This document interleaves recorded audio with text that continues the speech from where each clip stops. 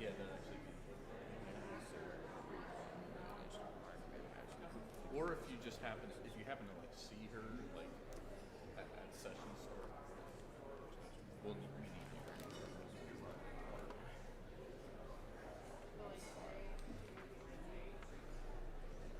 Because there's a lot of She'll be people. wrangling people.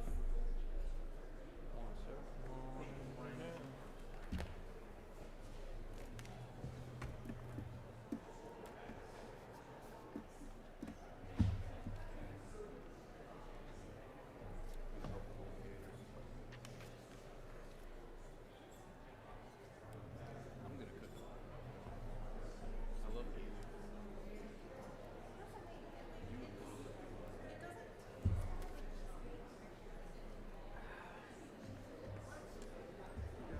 Go ahead.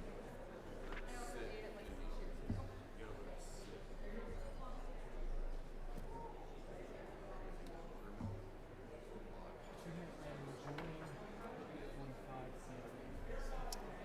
It is nice having her.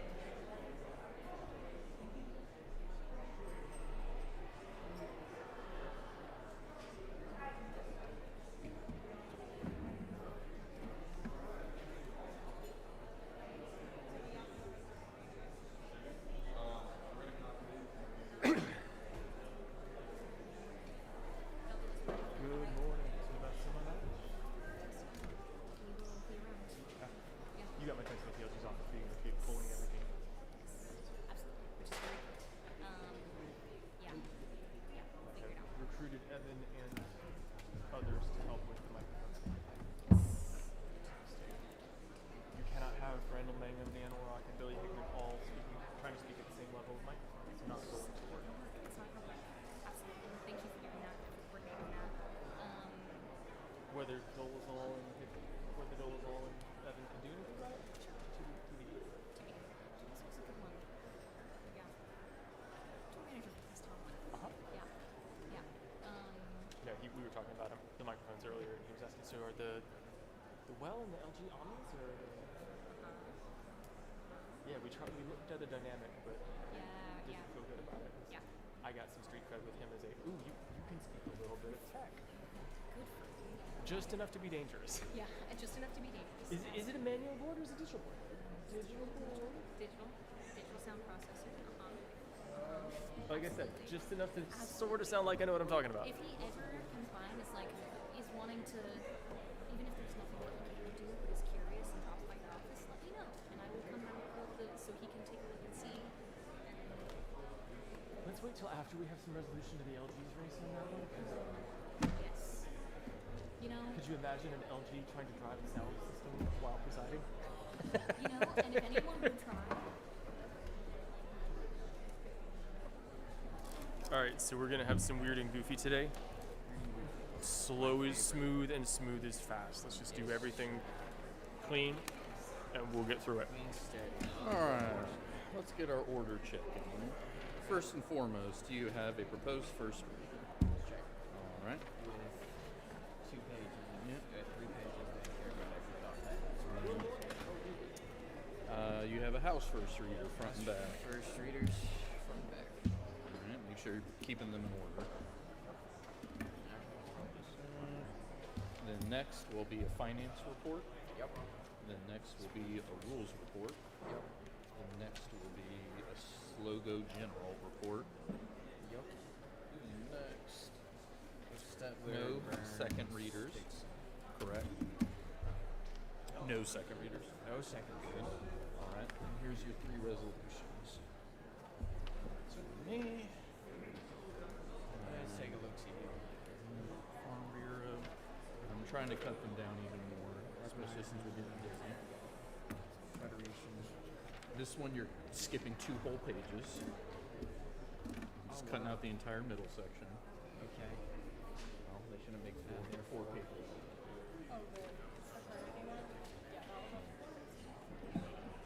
And I will give you a heads up on the order as we get as Stacy tells me. Something that might be useful.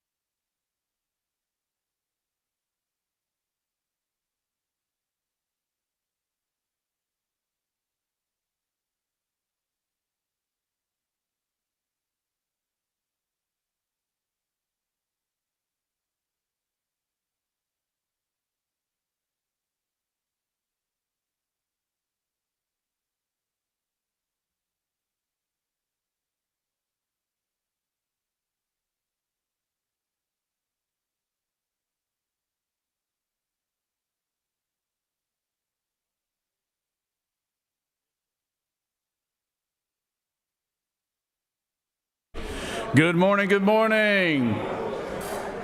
The time for convening has arrived. The Senate will come to order. All unauthorized visitors, please exit the chamber at this time. Chair recognizes the senator from the 6th. Good morning, Mr. President. Y'all heard the man. You ain't supposed to be here. Get on out. Mr. President, we got a great group of pages here today. Out of Atlanta, I got Rohan Bernard. From Marietta, we have Thomas Bonfini. From Smyrna, Alexander Clayton. Also from Smyrna, we have Nolan Klein. From Buford, Mary Margaret Cooper. From Perry, we have cousins James Goff and Sarah Golden. From Atlanta, we have Malachi Goodman and Bryce Holt. From Decatur, we have Lily Kelball. From Atlanta, Kingston McDonald. From Duluth, Arjun Pasham. From Alpharetta, Violet Purcell. From Powder Springs, Dominic Story. From Mapleton, Eduardo Todd. From Clarksville, William Warnock. And from Dallas, we have Bella Winkowski. Y'all give these pages a big round of applause. We appreciate you being here, serving the great Senate and the great state of Georgia. Mr. President, the journal has been read and found to be correct, so I move we dispense with the reading of the journal.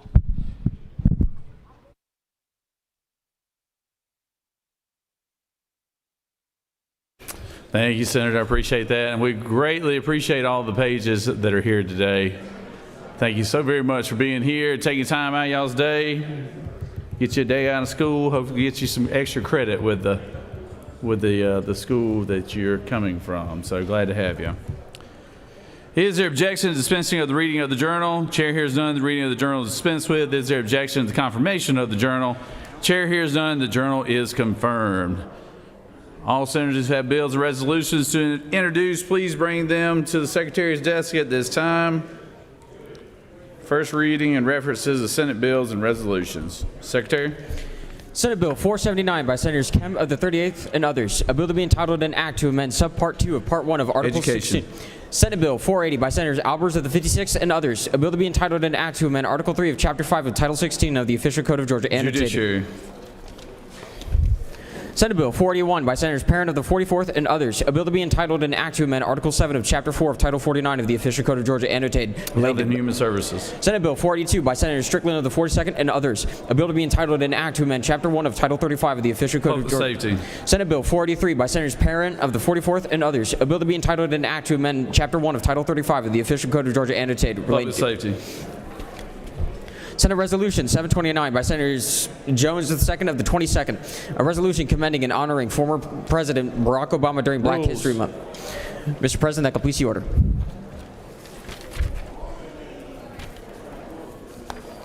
First reading references of House bills. House Bill 632 by Representatives Bonner of the 73rd and others. A bill to be entitled an act to amend Chapter 12 of Title 43. Veterans. House Bill 657 by Representatives Hagan of the 156th and others. A bill to be entitled an act to amend Title Health and 37. Human Services. House Bill 676 by Representatives Clifton of the 131st and others. A bill to be Judiciary. House Bill 957 by Representatives Clifton of the 131st. Public Safety. House Bill 1215 by Representative Parrott of the 158th and others. A bill to be entitled an act to amend Code Judiciary. Mr. President, that completes the order. Secretary read reports of Standing Committee. Mr. President, the Senate Committee on Finance has had under consideration the following legislation as instructed me to report the same back to the Senate with the following recommendation. Senate Bill 476, do pass. Senate Bill 477, do pass. House Bill 134, do pass by substitute. House Bill 463, do pass by substitute. Respectfully submitted, Senator Huffstetler of the 52nd District, Chairman. Dear Mr. Secretary, pursuant to Rule 2-1.6, I hereby give notice that I will introduce a minority report to be read along with the majority report of Senate Bill 476, which passed out of the Senate Committee on Finance on February 9th, 2026. Sincerely, Senator Orrock, 36th District, member. Dear Mr. Secretary, pursuant to Rule 2-1.6, I hereby give notice that I will introduce a minority report to be read along with the majority report of Senate Bill 477, which passed out of the Senate Committee on Finance on February 9, 2026. Sincerely, Senator Orrock of the 36th District, member. Dear Mr. Secretary, pursuant to Rule 2-1.6, I hereby give notice that I will introduce a minority report to be read along with the majority report of House Bill 134, which passed out of the Senate Committee on Finance on February 9, 2026. Sincerely, Senator Orrock of the 36th District, member. Dear Mr. Secretary, pursuant to Rule 2-1.6, I hereby give notice that I will introduce a minority report to be read along with the majority report of House Bill 463, which passed out of the Senate Committee on Finance on February 9, 2026. Sincerely, Senator Orrock of the 36th District, member. Mr. President, the Senate Committee on Rules has had under consideration the following legislation as instructed me to report the same back to the Senate with the following recommendation. Senate Bill 395, due pass by substitute. Respectfully submitted, Senator Brass of the 6th District, Chairman. Mr. President, the Senate Committee on State and Local Government Operations General has had under consideration the following legislation as instructed me to report the same back to the Senate with the following recommendation. Senate Bill 437, due pass by substitute. Respectfully submitted, Senator Dixon of the 45th District, Chairman. Mr. President, that completes the order.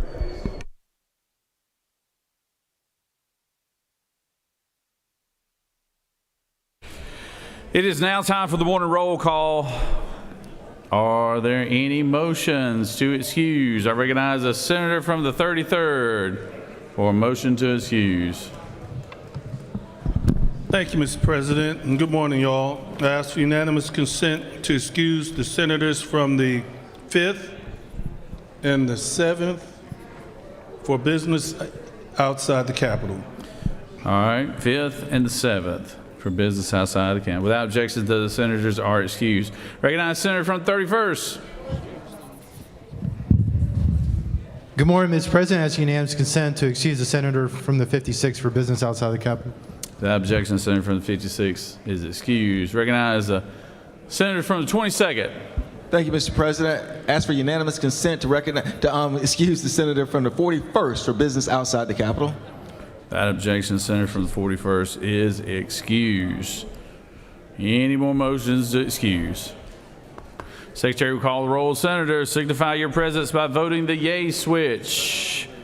Senator from the 33rd, what you got? 39th, the 7th. 39th, 7th, 44th. Hold on. For business 39th, outside 7th, the calendar. 44. How many? That's it. That's it? Yes, sir. Thank you. All right, without objection, they're excused. Signify your presence by voting the yay switch. Secretary will unlock the machine.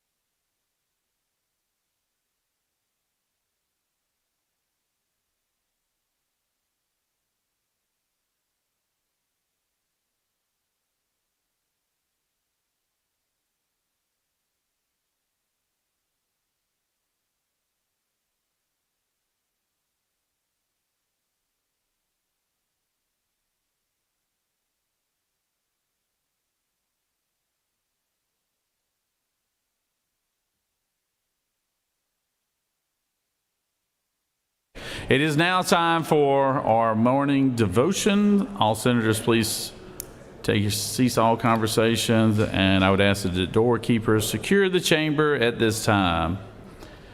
I now recognize the good senator from the 50th to lead us in our pledge and introduce our pastor of the day. Senator. Thank you, Mr. President. If we can pledge, I pledge allegiance to the flag of the United States of America and to the republic for which it stands, one nation, under God, indivisible, with liberty and justice for all. And the Georgia flag. I pledge allegiance to the flag, to the principles for which it stands, wisdom, justice, moderation, and courage.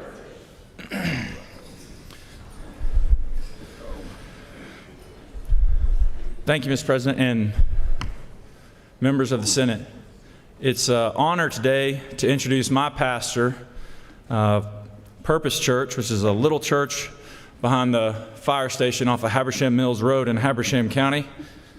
This is Pastor Ryan Ginn, and he serves as the senior pastor of Purpose Church, where he is passionate about helping people grow in their faith, discover their God-given purpose, and serve their communities.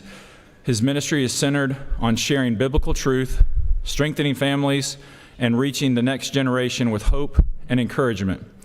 Under Pastor Ryan's leadership, Purpose Church actively serves Northeast Georgia through outreach events, youth initiatives, family programs, and partnerships with local schools and organizations. He believes the church is called to be a light in the community by meeting both spiritual and practical needs while demonstrating the love of Christ through service and unity.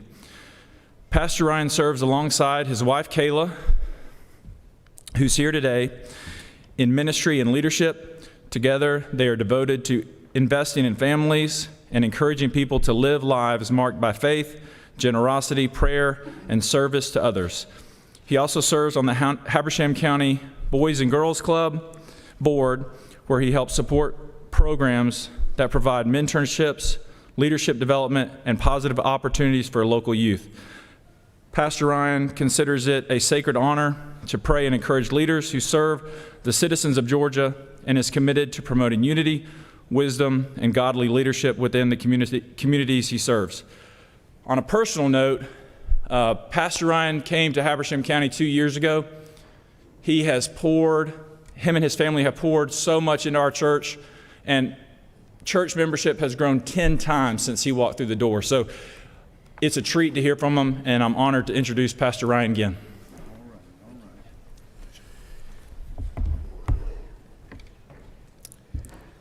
Man, what an honor it is to be here today. I am very, very grateful for this opportunity. And I just want to tell each of you that it's an honor and a privilege to be able to share a moment of courage with every single one of you here today, because I know this is a humbling experience to stand before men and women that are entrusted with leadership that shapes families, communities, and the future of this great state of Georgia. I also want to take a moment and just tell you that I've been married now for 20 years. My beautiful bride and my family are here today, and man, I'm honored. The kids were looking forward to skipping school and being a part of this today. So I'm joined here by my beautiful bride, Kayla, my son, Eli, and my daughter, Ellie, and I'm so thankful for them being here today. And of course, you know, with this opportunity, Senator Bo Hatchett, it's a privilege that he would ask me to do this, but on top of that, I can tell you this from personal experience, just getting to know Senator Bo over the last year or so, is that he leads with integrity and trust, and I'm thankful for your leadership. Thank you very much. You know, I stand here today not only as a pastor, but as someone who believes in true wisdom, who believes in strength, and also believes in guidance, ultimately, that comes from God. Scripture actually speaks on this. In Proverbs 11, verse 14, it says, "Without wise counsel, a nation falls, but in abundance of counselors, there is safety." In other words, God's word teaches us that leadership was never meant to be carried alone. It wasn't meant to be done by yourself. Leadership flourishes when it's grounded in wisdom, when it's surrounded by godly counsel, and it's guided with and by humility. You know, the decisions made in this chamber carry a tremendous influence. They impact real people. They impact real families and real communities. And leadership is not simply about authority or a position, but rather leadership is a stewardship given by God, a responsibility to serve the people, a responsibility to pursue what is right and to protect the future of those who are called to lead. You know, one of the greatest things about Scripture that I love is that Jesus Christ himself even came to earth to serve and not be served.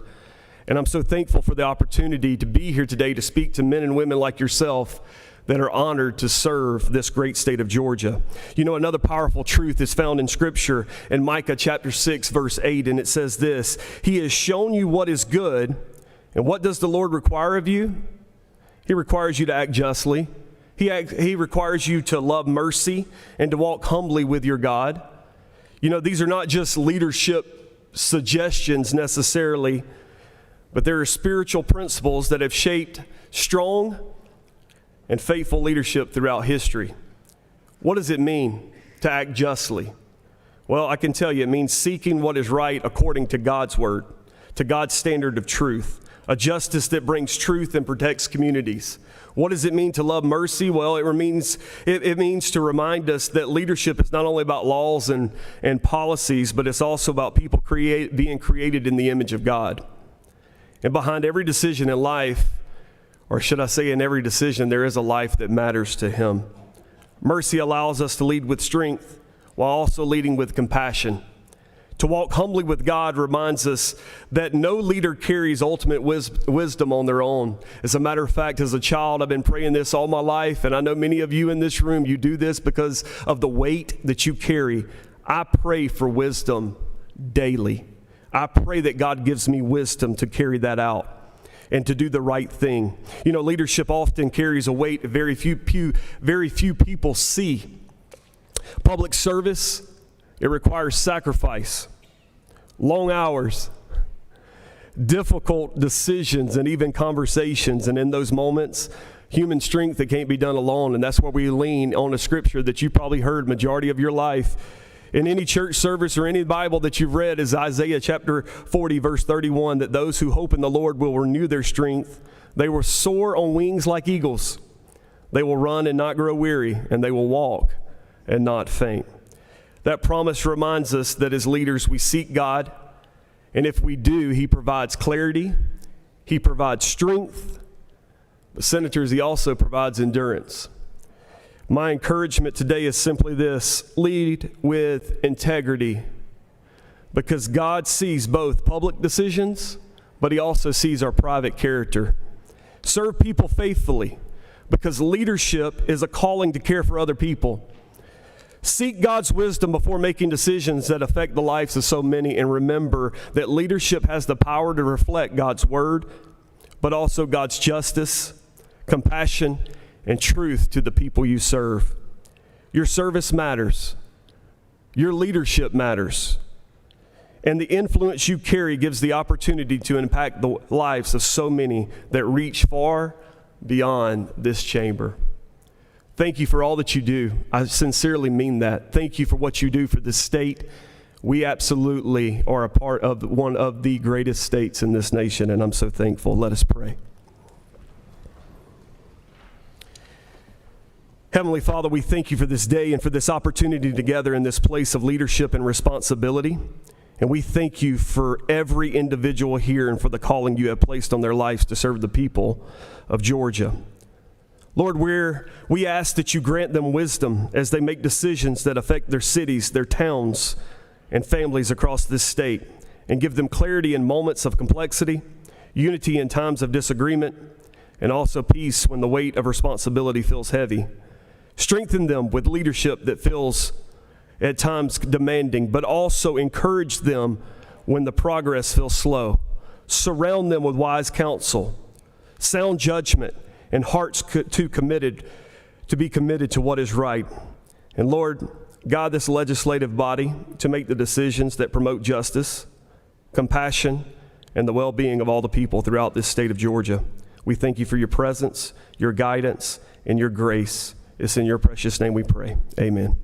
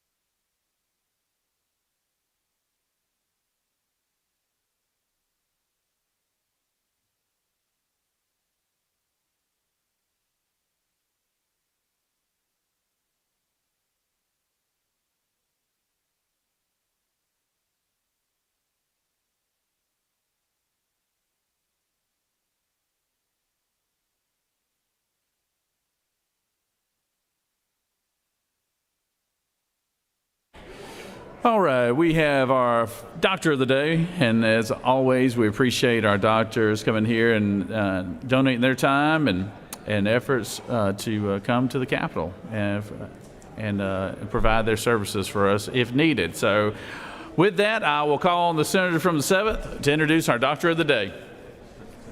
Thank you. I have the pleasure of introducing the Doctor of the Day from my district. Dr. Indran B. Indra Krishnan is a nationally recognized gastroenterologist at Gwinnett Digestive Clinic, PC, in Lawrenceville, Georgia. His passion for cancer awareness earned him unanimous support in a Georgia Senate resolution for his exemplary service to the community, including increasing the public awareness of colorectal cancer screenings. Very important. Dr. Indra Krishnan has performed thousands of colonoscopies and endoscopies in his effort to help patients improve their gastrointestinal health. He gained his extensive gastroenterology training at various prestigious medical institutions such as King's College, affiliated hospitals in England, St. Louis University Hospital in St. Louis, and Queen's University Group of Hospitals in Canada. And along the way, he had the good fortune to study under gastroenterology standouts such as Dr. Roger Williams and Ivan Beck. During his training, he became a fellow of the American College of Gastroenterology, the American College of Physicians, and the Royal College of Physicians and Surgeons of Canada. Dr. Indra Krishnan is also a graduate of the Georgia Physicians Leadership Academy in a program that identifies and trains physicians leaders in Georgia. He put his training in good use and received a gubernatorial appointment by Georgia Governor Nathan Deal to the Georgia Board of Physician Workforce, and he's a peer reviewer for the Georgia Composite State Board of Medical Examiners. Dr. Indra Krishnan lives in Duluth, Georgia, with his wife, Gayatri, a certified public accountant, and his daughter, Harini, an undergraduate at Emory University. All right. Thank you. Thank you. Good morning, all of you. So today I want to say a few words about the word C, the cancer. Last week I requested our Governor Brian Kemp to declare a proclamation, Georgia Cancer Day, and he very kindly obliged. This is the first time in the history of Georgia a Cancer Day has been proclaimed, covering all the cancers. So for that proclamation event, I brought a lady by the name of Miss Kathy Lemon, who lost her son at the age of 30. He was my patient, but the diagnosis was late. He went through the treatment in one of the renowned cancer institutes in the world, Winship Cancer Institute, which is not far away from the state capital, but we lost him few days after he celebrated his 30th birthday. Yes, I meant 30th birthday. Cancer does not discriminate. It can affect any age, old, young, any ethnicity, whether you're from the rural area or urban, rich or famous, it doesn't matter. We, all of us, are at the risk of cancer. There are certain cancers which physicians call a death sentence, where detecting early is not going to help. Their lifespan is not going to be changed. But on the other hand, there are few common cancers which, if detected early, we can change their life for better and in fact even cure them. I want to say a few words about those cancers. Number one is breast cancer. Doing a mammogram on a regular basis would help detecting the breast cancer early. Then colon cancer, which is in my department. Colonoscopy saves lives. And the people who don't like colonoscopy, there's a relatively new test called Cologuard, where they do the screening, a Cologuard doing the stool test for a DNA, the cancer cells. And then, of course, prostate cancer and prostate cancer for doing the blood test for prostate cancer and a physical examination, and also cervical cancer pap smear. A good lifestyle changes also can deter the cancer risk, like healthy food habits, physical activities, reducing the alcohol intake to minimum can definitely get the cancer risk down. So with this, I wish you all the best and a healthy life in the future. This year being an election year, you might have got a little bit more stressed out. Stress too can increase the cancer risk. So take it easy and wish you all the best, and we'll see you next year. Thank you. Good job. God bless you. Good job.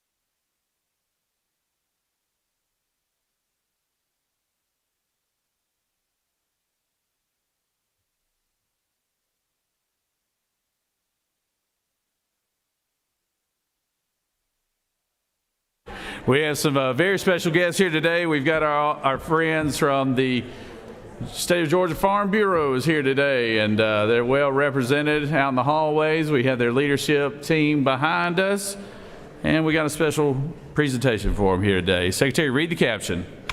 Senate Resolution 630 by Senators Goodman of the 8th and others. A resolution recognizing February 10th, 2026 as Georgia Farm Bureau Federation Day at the Capitol and for other purposes. Whereas from its humble beginnings in Northwest Georgia, the Georgia Farm Bureau Federation has grown to 158 county chapters with a current membership of 235,000 led by volunteer farmers. Now therefore be it resolved with the Senate that the members of this body recognize February 10th, 2026 as Georgia Farm Bureau Federation Day at the state capitol. Mr. President, that completes the order.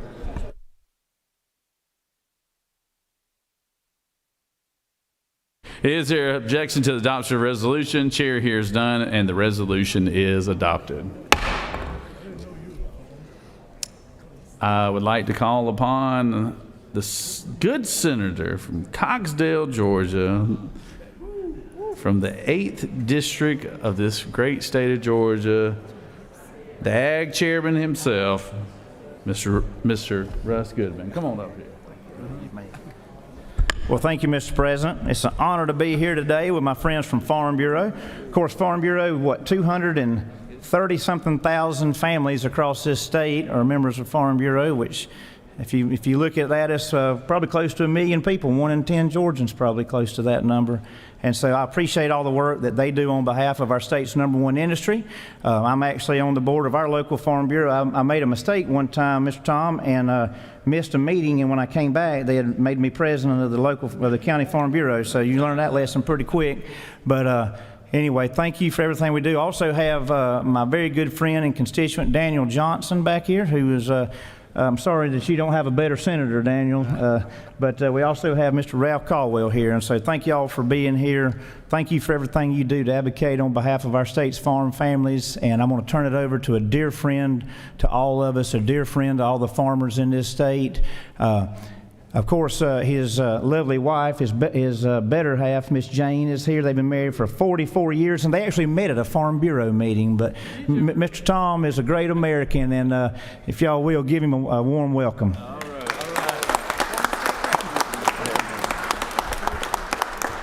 Thank you, Mr. Chairman. Thank all of y'all. Real quick, I'm not going to stand up here all day, but we want to tell y'all thank you for what you do for agriculture. Always keep in mind the profitability of farms in this state. High input prices and low commodity prices has got your farmers in a pretty rough state right now. Keep in mind that agriculture is the largest contributor to the economics of Georgia. What we contribute gives y'all all the money y'all get to spend while you sitting in this chamber and send back home. Thank you for what you do. We just want y'all to know how important ag is. At lunch at 12 o'clock, we have about 600 people from all over the state of Georgia. There's one from each and every one of y'all's districts. Some of them are up in the gallery right now. They vote. This is an important election year, and y'all all know it. This chamber may not even look the same after November. I spent 26 years in that chamber on the other side of the Capitol, and I understand how important elections are. Good luck to all of y'all that are running, and we appreciate what you do for agriculture. Come eat dinner with your people that actually go in a voting booth and click the button for each and every one of y'all. Thank you very much. I had to explain to them what dinner was. You need to work on these guys. We know what dinner is.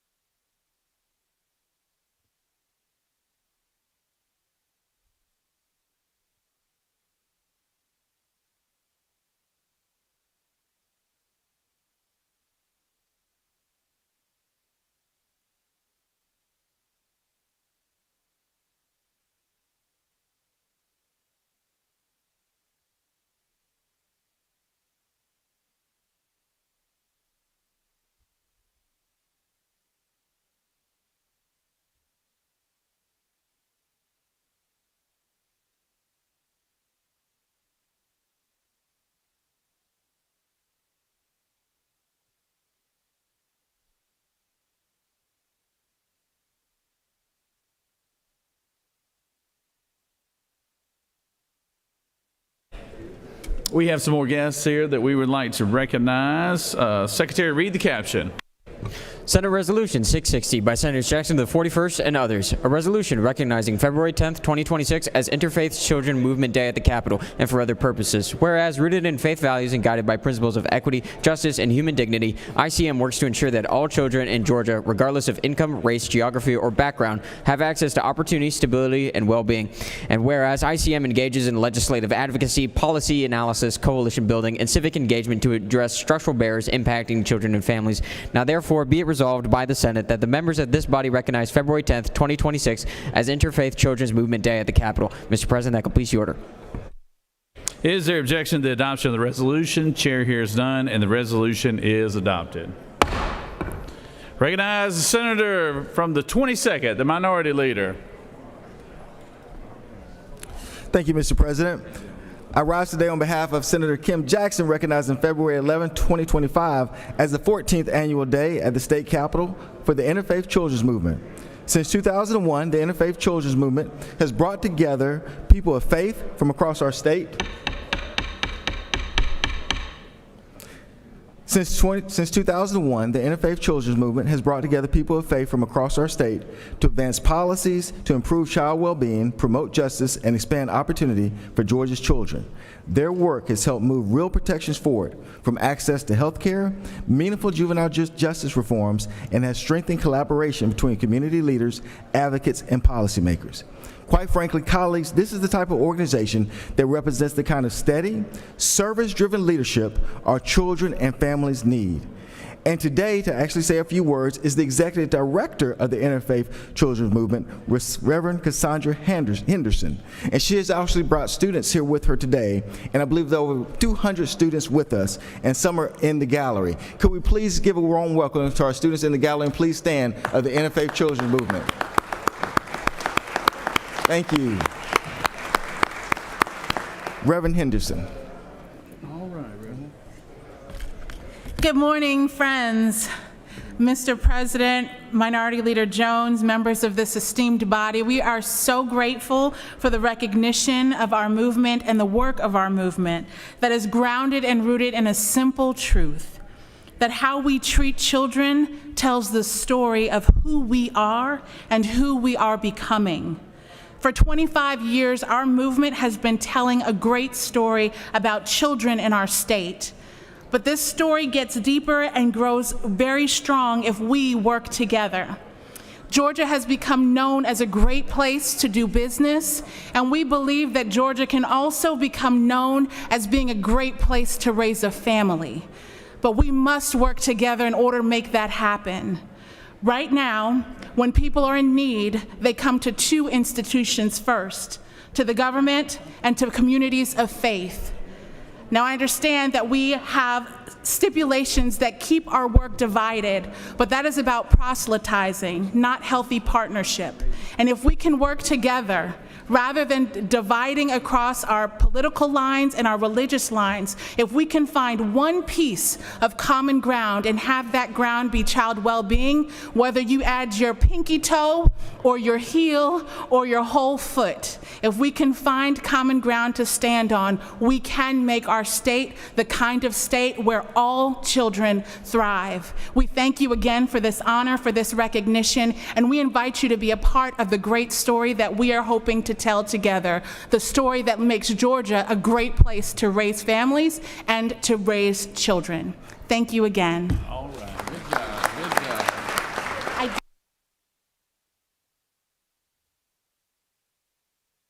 Sure, go ahead. Okay.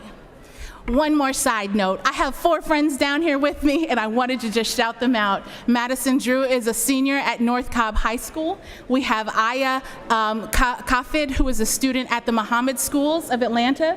We have Liam Newman, who is a student, he's a 6th grader. And we have Joshua Vargas, who is an 8th grader from Liberation Academy. We thank them for joining us today.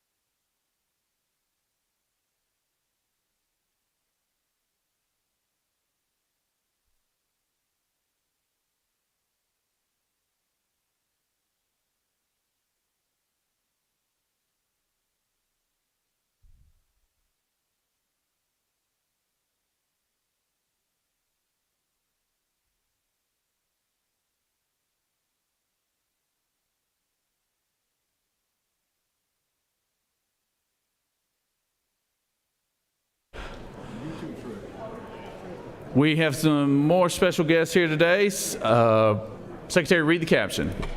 Senate Resolution 727 by Senators Anderson of the 43rd and others. A resolution recognizing the ETA Omega chapter of Omega Psi Phi Fraternity Incorporated and for other purposes. Whereas the ETA Omega chapter of Omega Psi Phi Fraternity Incorporated was founded in Atlanta, Georgia on December 1st, 1919, and was the first of any Black Greek letter organization to be founded and chartered in the state of Georgia.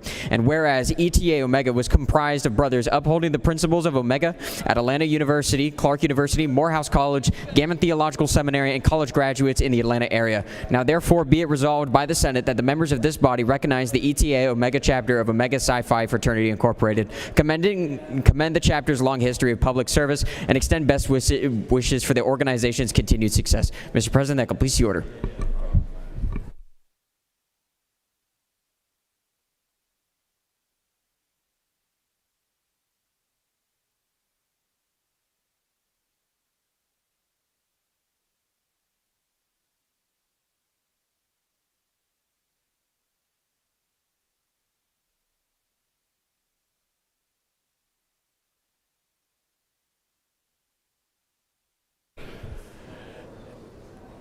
Is there objection to the adoption of the resolution? Chair hears none, and the resolution is adopted. Recognize the Senator from the 43rd to speak to the resolution. Senator. Thank you, Mr. President. Good morning, colleagues. Today is Omega Psi Phi Day at the Georgia State Capitol. Omega Psi Phi fraternity was founded on November 17, 1911 by 3 Howard University students, Edgar Amos Love, Oscar James Cooper, and Frank Coleman, and their faculty advisor, Dr. Ernest Everett Just. It was the first national fraternity to be established at an HBCU. The fraternity's purpose was to attract and build a strong, effective force of handsome men dedicated to its cardinal principles of manhood, scholarship, perseverance, and uplift. Omega Psi Phi Fraternity Incorporated was incorporated in Washington, D.C. on October 28, 1914. In 1924, at the urging of fraternity member Carter G. Woodson, the fraternity launched Negro History and Literature Week to publicize the growing body of the scholarship of African American history. Encouraged by public interest, the event was renamed Negro Achievement Week in 1925 and given an expanded national presence in 1926 by Woodson's Association for the Study of Negro Life and History as Negro History Week. Expanded again to the full month of February from 1976. This event continues today as Black History Month. The fire and fervor within this organization, this culture, this manhood, has continued on throughout American history and Black history. From the 80s through the 90s, into the new millennial and up to today, Eta Omega chapter men have continually played active roles in Atlanta's progress. Today, I have the leadership of the Eta Omega chapter of Omega Psi Phi Fraternity Incorporated, chapter president Dr. Kirk McDonald, Will Reeder, Alex DeMond Jr., and Kenneth Mitchell. Under the strong leadership of Chapter Bacillus Kurt McDonald, the Eta Omega chapter of Omega Psi Phi Fraternity Incorporated will continue to fulfill the cardinal principles of manhood, scholarship, perseverance, and uplift. Please welcome Dr. McDonald to the platform. Good evening, honored guests. I have the distinct I have the pleasure of being the 49th boss list of Eta Omega chapter of Omega Psi Phi Fraternity Incorporated. We have been here since 1919, the first Greek letter organization here in the state of Georgia and in the South. We are honored to serve our community in multiple ways. We've been serving our community through economic empowerment, through community service, through food banks, and multiple other aspects that we do. Today is actually the Omega Day at the Capitol, and we have several of our brothers across the street, so several of you guys are going to get an opportunity to go ahead and meet them. This has been a true honor to be here. Thank you very much.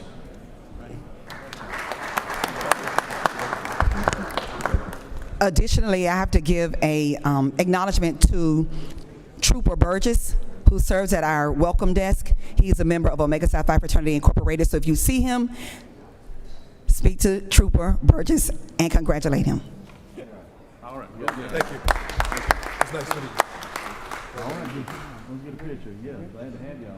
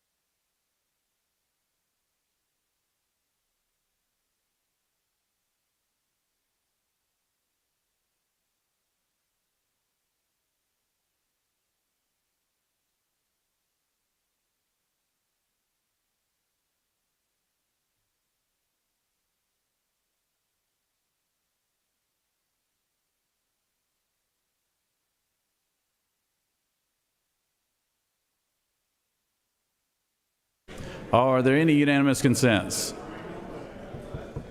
Does any senator wish to rise on a point of personal privilege? I recognize the senator from the 9th from a point of personal privilege.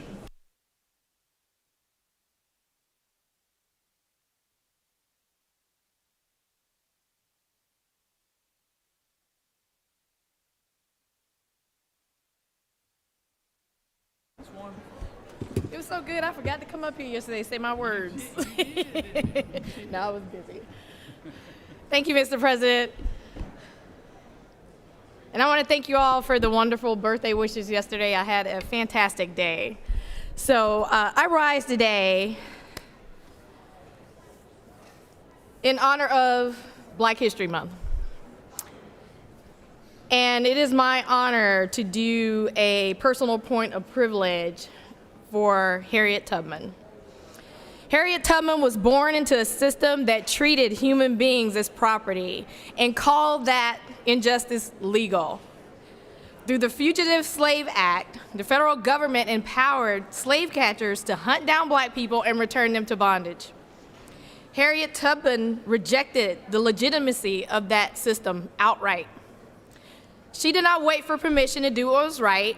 Instead, she risked her life to guide enslaved people to freedom, believing that no law which dehumanizes human beings deserves obedience. Today, ICE operates under a different legal framework, but many of the tragedies we witness echo the same history. Families are separated, people are detained for years without certainty or compassion. Individuals fleeing violence or poverty are treated as threats rather than human beings. Raids spread fear through schools, workplaces, and churches. Like the slave patrols of the 19th century, modern immigration enforcement disproportionately targets vulnerable communities and relies on surveillance, detention, and force, justified by a claim that they are executing the law. But history is clear. They were not just executing the law then. They were humane and cruel executions of the law, just like we're seeing now. The Underground Railroad was not merely a network of routes. It was a network of people who chose humanity over compliance. Harriet Tubman showed us that freedom is not handed down by institutions. It is built when people come together to refuse to look away. Our generation must build a new Underground Railroad, not of tunnels, but of community, advocacy, protection, and policy. One that insists families deserve safety, dignity, and the right to exist without fear. For those of you not following in the news now, I know some of you have seen the current video of President Obama and the First Lady Obama being shown as apes. In a country stained with legacies, with the legacy of slavery and tainted by the horrific events of Jim Crow. We had a president in Barack Obama who won almost 53% of the vote and 365 electoral votes to win the biggest presidential landslide and mandate in American history.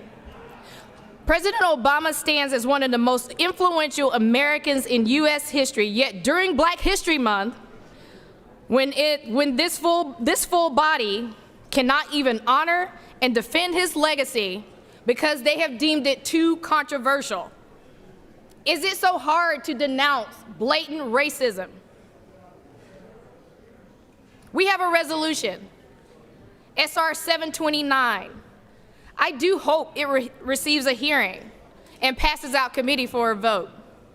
This resolution simply says, what should be obvious to everyone, this body condemns with a bipartisan vote this blatant gutter racism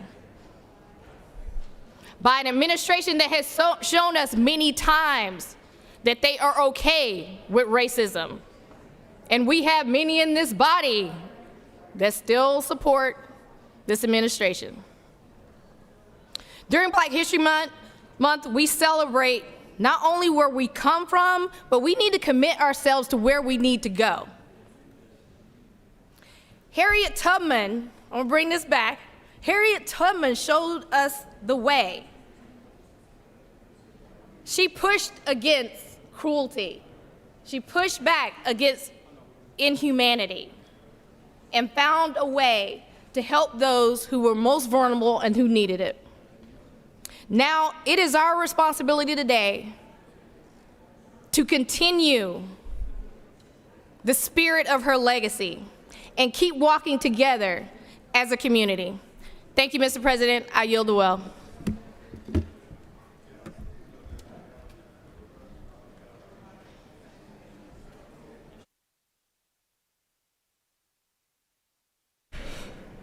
Recognized Senator from the 2nd.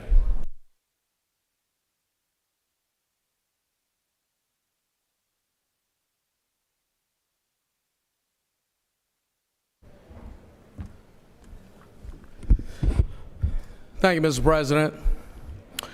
Colleagues, this morning I rise yet again to talk a little bit more about affordability. And under Senate Bill 476, my grandmother would say, some folks got more lives than Carter's got liver pills. And in Senate Bill 476, it's got some good stuff inside of the bill. But, Mr. President, I want to draw my colleagues' attention this morning to Part 4, Section 4-1, being at lines 127. When we talk about affordability and we talk about affordable housing in this state, this bill will decimate affordable housing. And so where we talked about we want to help folks get in homes and to stay in homes, this bill will not allow folks to do that because it is going to reduce the amount of qualified credits that will be available for affordable housing to be built. And when you look at the bill, and I draw your attention to lines 199, it talks about what affordable housing actually means. It talks about who would qualify under the affordable housing, who would qualify in that subsection, how much they had to make to qualify for the credit. And when you read that, when you look at what the area median income is for the state of Georgia, it literally says that a project means a housing project that has restricted rents that do not exceed 30% of median income for at least 40% of its units occupied by persons or families having incomes of 60% or less of the median income, or at least 20% of the units occupied by persons or families having incomes of 50% or less of the median income. And so when we talk about affordability, I always come back to the well and say we really got to get serious about it because in this bill, this is not being serious about affordable housing. We should not be reducing the credit. We should find ways to incentivize to create more affordable housing. But Mr. President, like I told you this morning, my family's from a little small portion out in Chatham County called Pinpoint, and this dog won't hunt. And so you can shear sheep year after year, but you can only skin his behind once.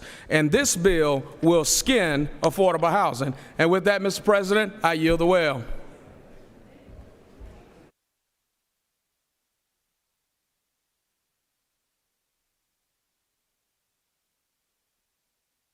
Recognize the senator from the 8th.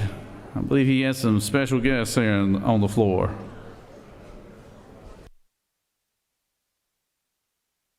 Thank you, Mr. President. Just want to take this opportunity to let everyone know that today is the Okefenokee National Wildlife Refuge, Okefenokee Swamp Park Day at the Capitol.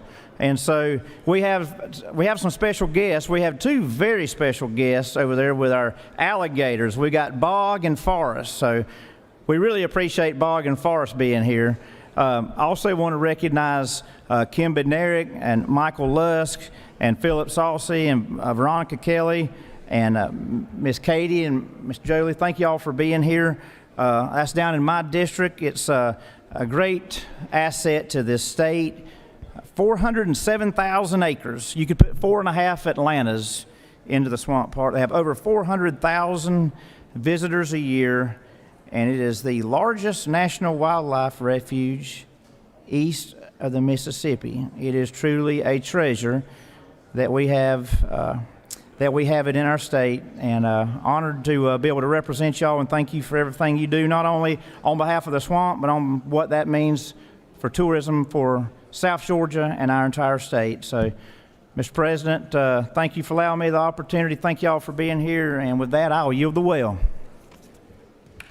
All right, we've got our good friends from the Okefenokee Swamp, and they actually do have a little gator tail over there. I tell you what. That is a live gator, huh? 2 live gators. All right. Recognize the senator from the 17th.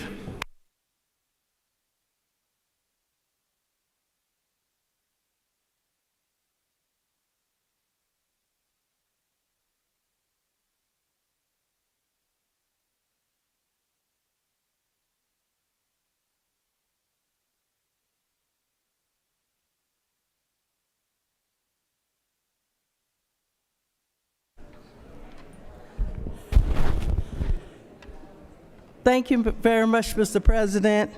Colleagues, I rise to recognize the life and legacy of one of my former teachers at Fountain High School in Forest Park, Georgia, Mr. Henry Garner. Mr. Garner was a member of Flipper Temple AME Church here in Atlanta and taught over 30 years in the Clayton County Public School System. An active member of the Honor Fountain Professional Club, a retired education association, he was dedicated to the many students he served. He was a loving father and husband, and he was devoted to his family, friends, and the community at large. So today we celebrate his long and wonderful life. He was born on June 1924 and was 101 years old this month. So today we celebrate him, Mr. Henry Garner, and his life will be remembered. Mr. President, I ask for a moment of silence in honor of Mr. Henry Garner.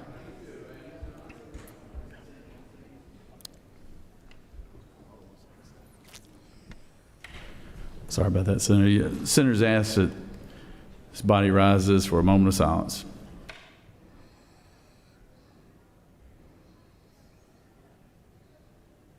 Amen. Thank you, and I yield the well. Thank you, Senator. Recognize the Senator from the 14th.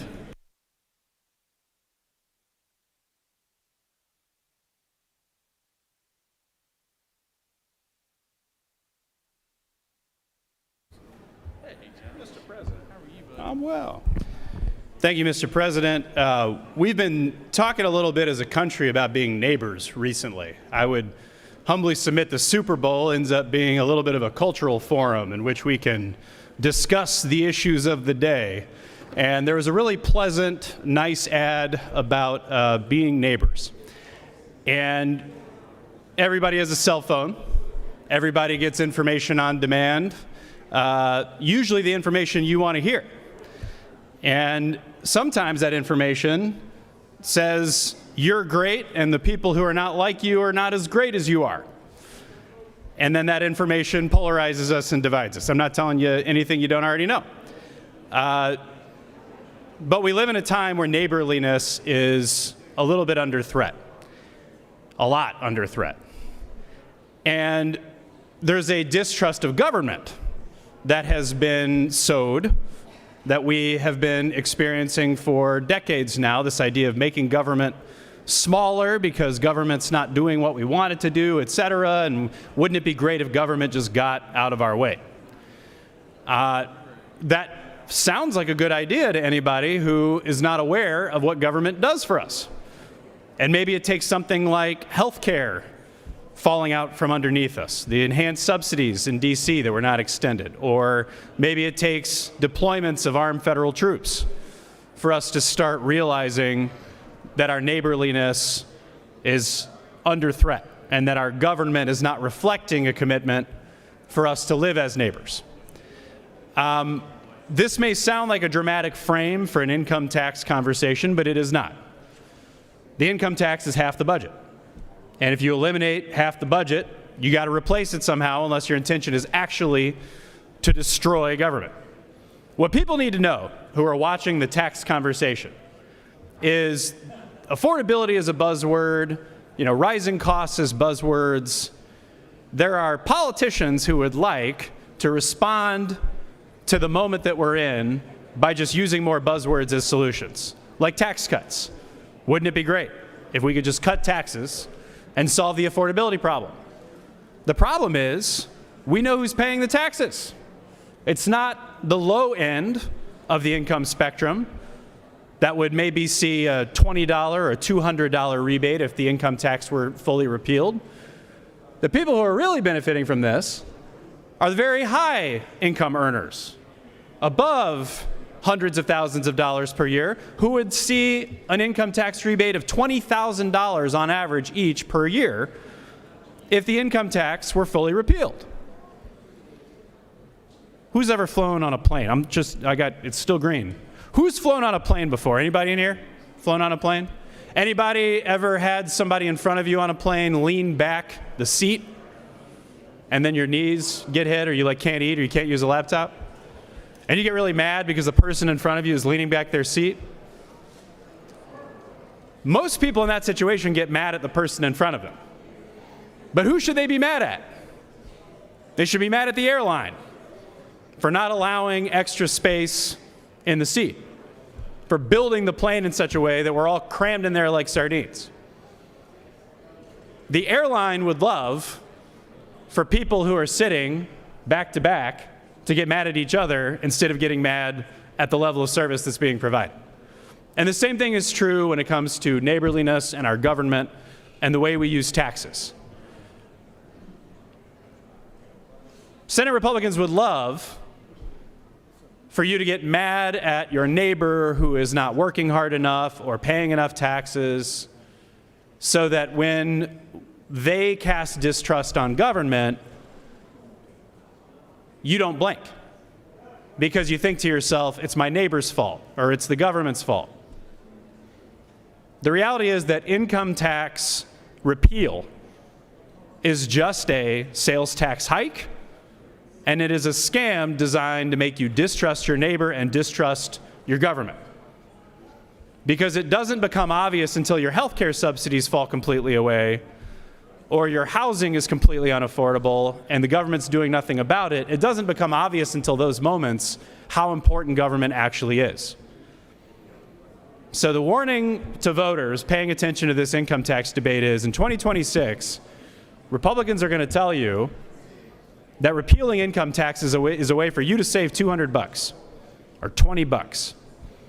But what's really happening is they'd like to defund the entire government, and they'd like to give their rich buddies $20,000 back and act like they're doing you a favor. Thank you for your rapt attention. Thank you so much for participating in my speech act. It's lovely to see all you senators and everybody in the gallery today. Thanks, Mr. President. Recognize the senator from the 34th.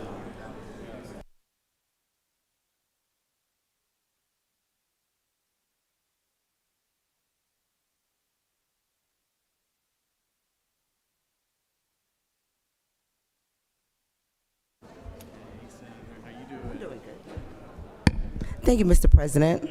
Good morning, colleagues. I rise to recognize Fayette County's Chamber of Commerce and its leadership cohort, its commitment to growth, civil-minded leaders, and strengthen the future of Fayette County through their work bringing together professionals, public servants, and community partners to learn and lead with purpose.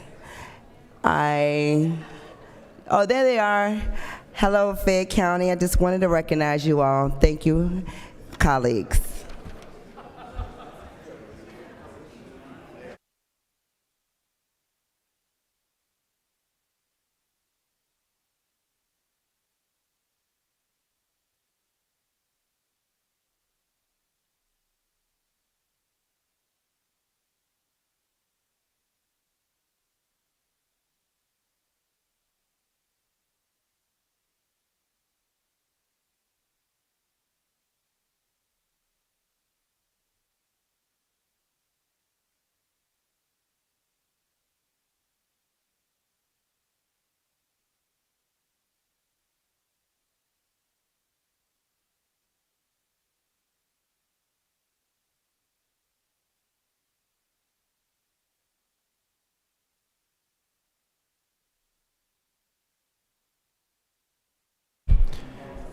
Chair recognizes the senator from the 16th for a point of personal privilege. And up next will be the senator from the 28th. If you want to start making your way to the podium, please.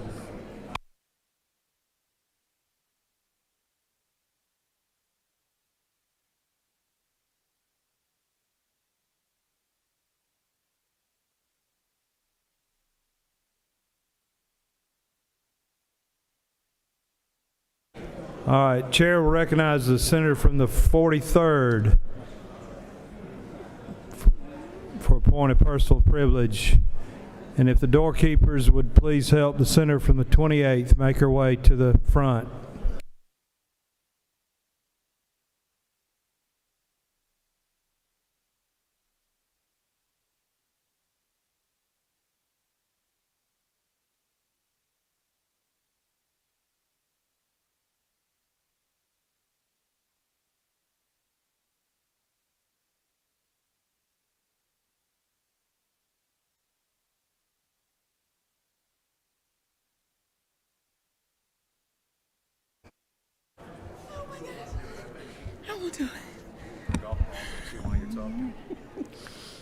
Thank you, Mr. President. Good morning, colleagues. I want to recognize Newton County Industrial Development Authority Day is today at our state capitol. Along with me is a gentleman from the 42nd. See, these numbers mix me up. The gentleman from the 42nd, as we share the wonderful county of Newton. Along with the Newton County Industrial Development Authority today, we have our Newton County Farm Bureau and Georgia Technical Piedmont College. Our sponsors for today are Archer, Meta, Rivian, Snapping Shoals, Thomas & Hudson, and Verescence. We have gifts for you if you will drop by Capitol Room 125 to get this wonderful towel. Ah, ooh, ah. Thank you, Kay. Ooh, ah. And the thing that you all love the most, the wonderful Bridgestone in Newton County golf balls. I would like to thank the senator from the 42nd for being Trana White. Thank you.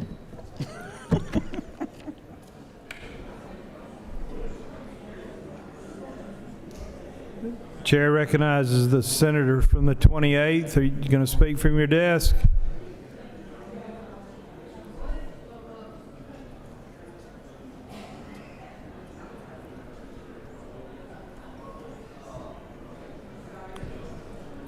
I did want to come up and speak, but no walker, no scooter, they just disappeared. So thank you very much for allowing me to speak. I wanted to be up there because we have hundreds of our citizens who are having problems with HOAs that are here today, and I wanted to recognize them. They're dedicated, to hard work every day, and they want to keep the roof over their heads.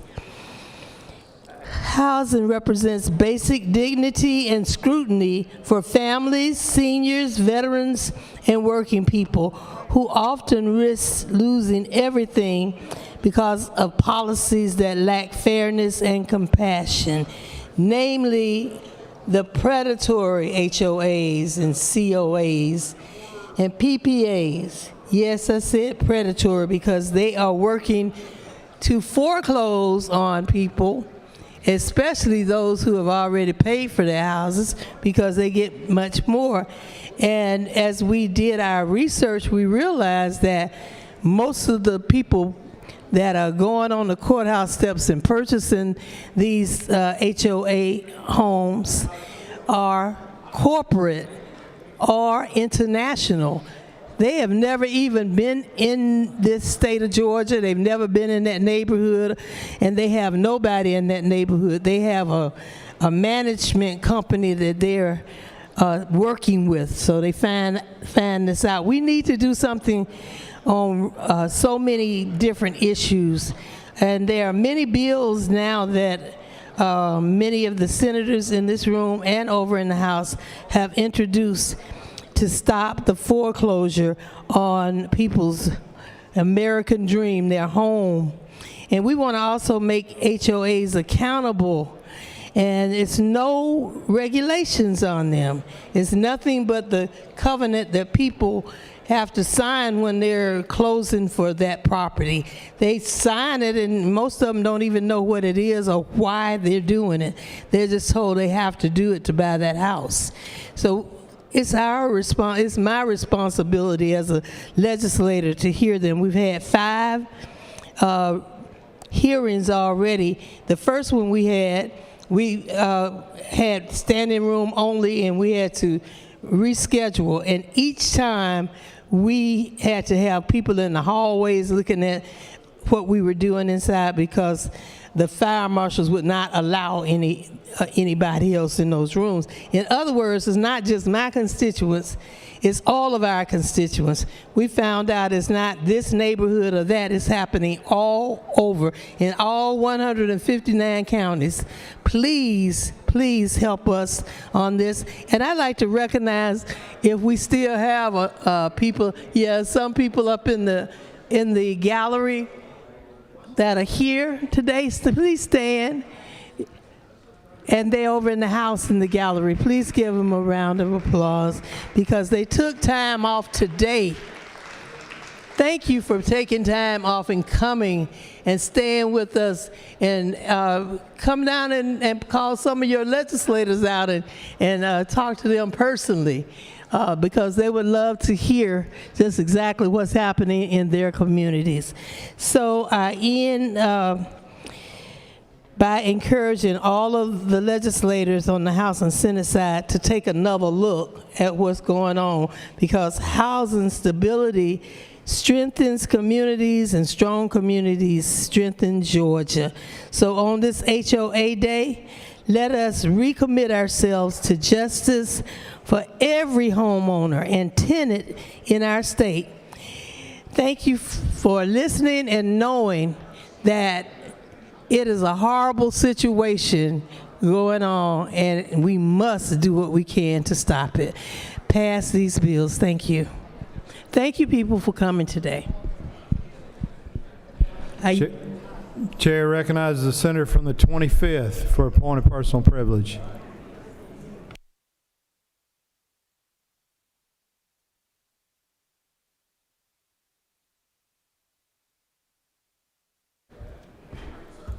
Thank you, Mr. President.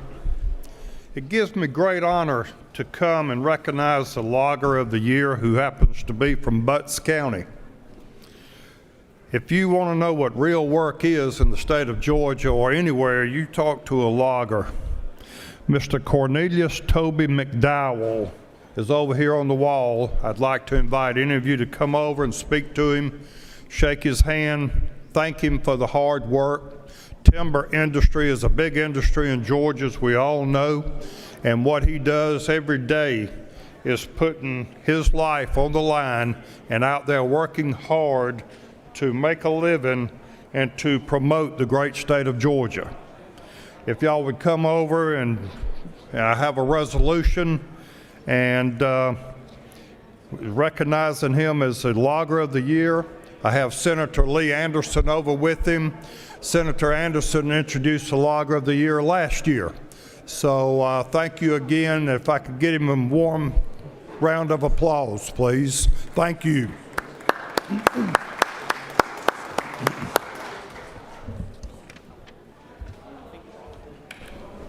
Chair recognizes the senator from the 55th for a point of personal privilege.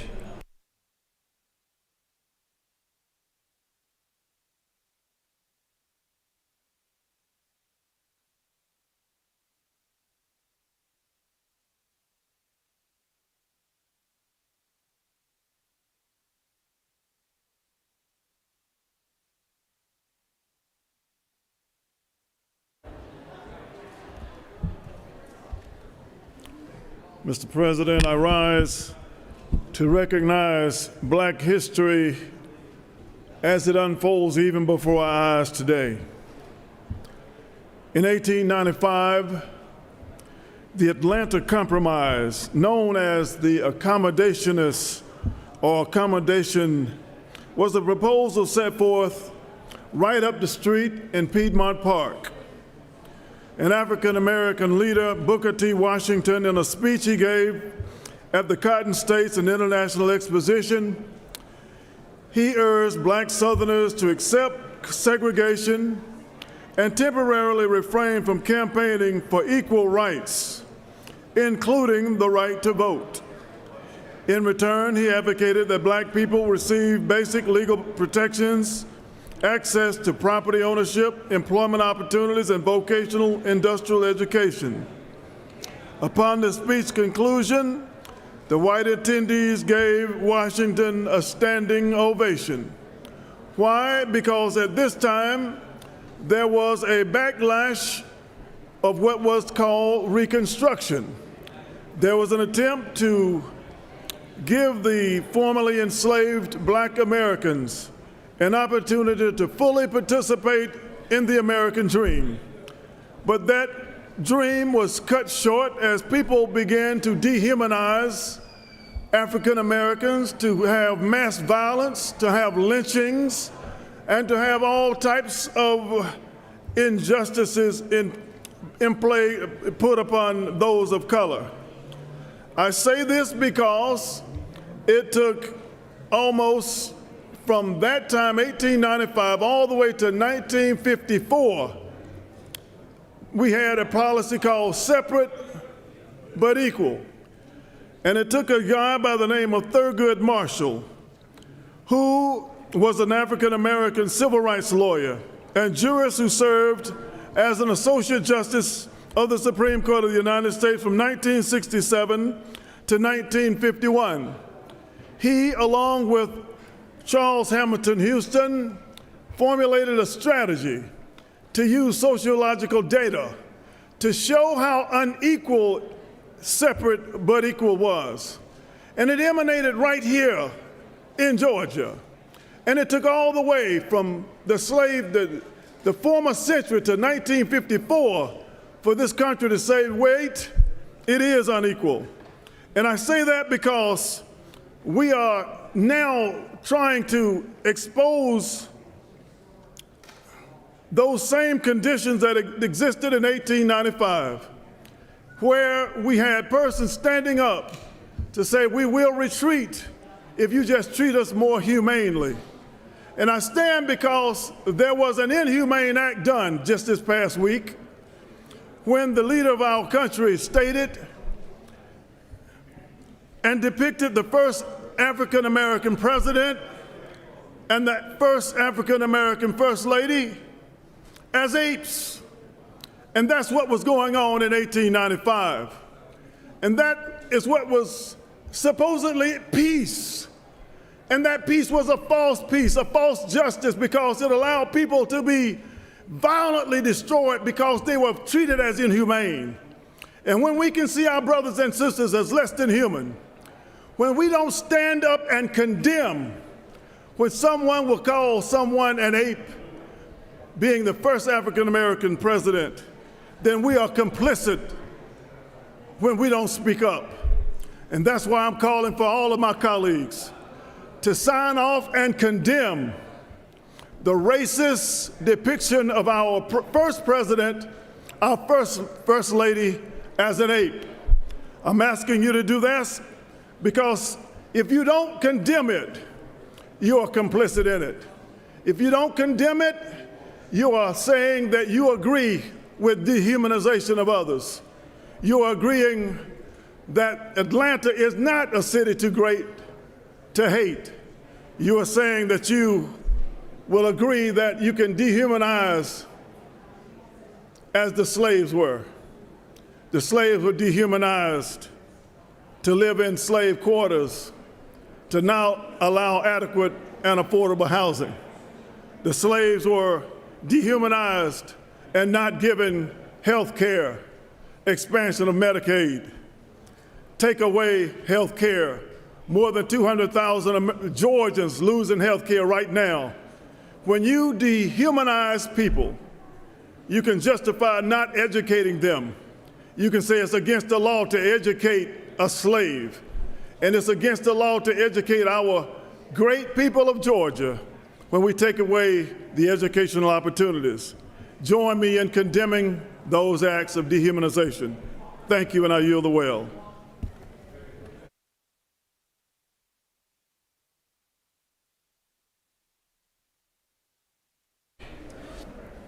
Chair recognizes the senator from the 36th for a point of personal privilege.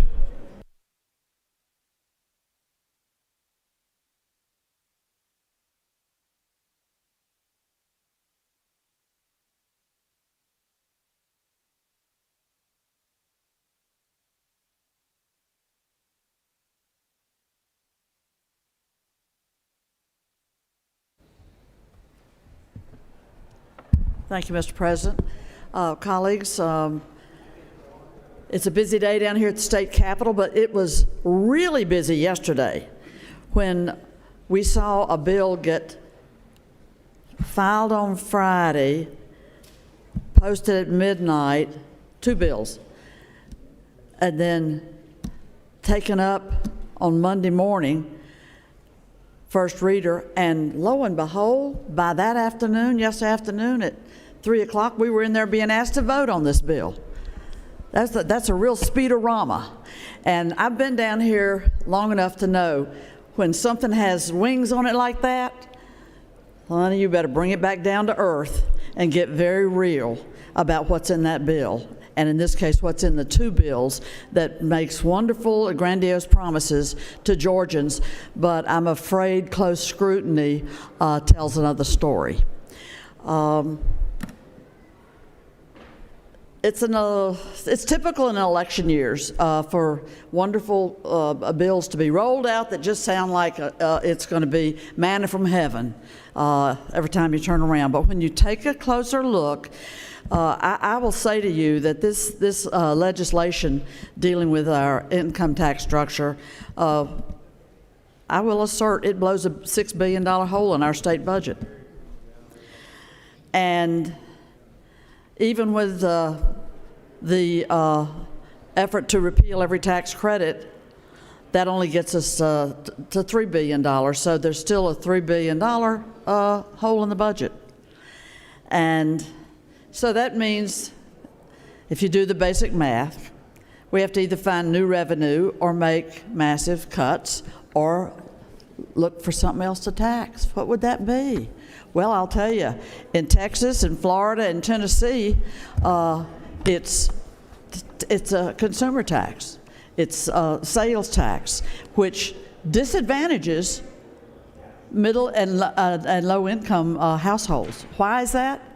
Because a sales tax taxes consumption, and you run through your money a whole lot quicker when you're middle and low-income families than you do. It's a very small percentage of those with wealth.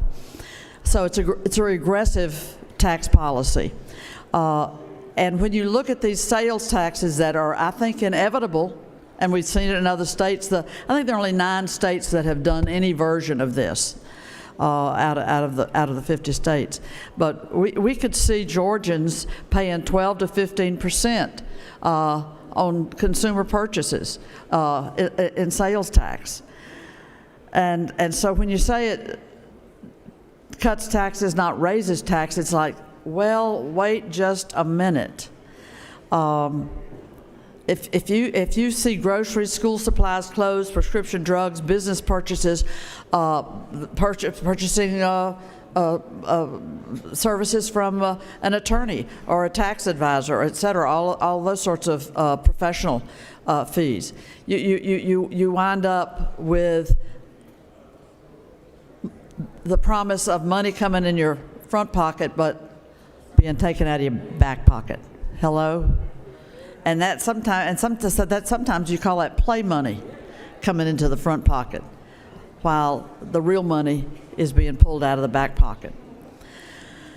So I say to you, let's look at some of the tax credits, and it's fine to call all our tax credits corporate welfare, but that's not really an accurate description of a child care tax credit, is it?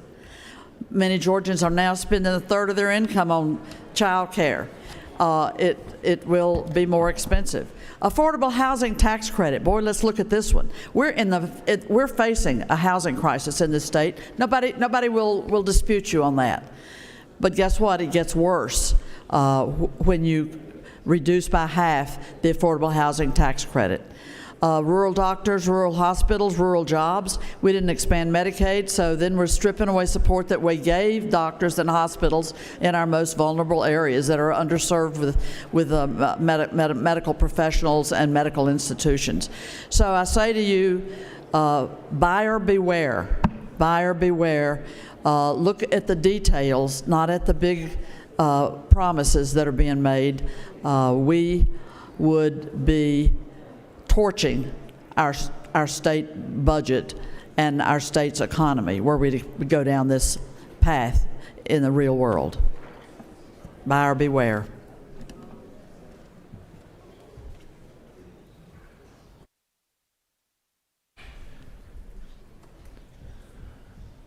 So I have the privilege of having some of my hometown folks here with us today. They're in the gallery, members of the Perry Youth Leadership and the Perry Leadership Group, and I want to tell them hello. Glad y'all are here. Y'all give them a welcome, please.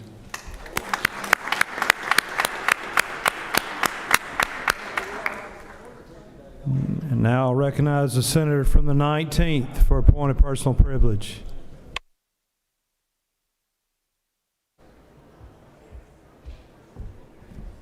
Thank you, Mr. President. You sit in this chamber and hold your tongue and listen to attack upon attack and realize it's not true and say, well, I'll just sit there and let this attack roll. But then it continues again and again and again, and you realize if someone doesn't stand up and stop the water from rolling downhill, well, the folks sitting out in the audience will believe it.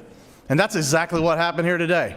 You've heard member after member approach this podium and say that if your state income tax were reduced, you, taxpayer of Georgia, watched your state income tax be reduced, that hailstones would fall from the sky and the world would fall apart. But I submit to you, balancing your budget, that you know that's simply not the case. You're trying to pay for gas. You're trying to pay for groceries. You're trying to pay for childcare. You've seen your power bill increase 9 times in the past 2.5 years.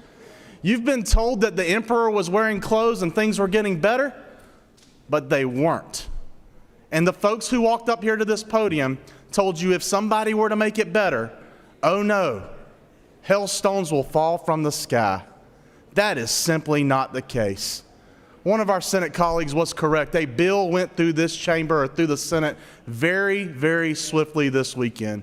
That bill eliminated the state income tax on individuals making $50,000. It eliminated the state income tax on families making $100,000. And my question to you is, how is that bad? They want you to believe if you're a family who, maybe you're a teacher making $70,000 in Fulton County. Maybe you're a firefighter in DeKalb County who's making $65,000.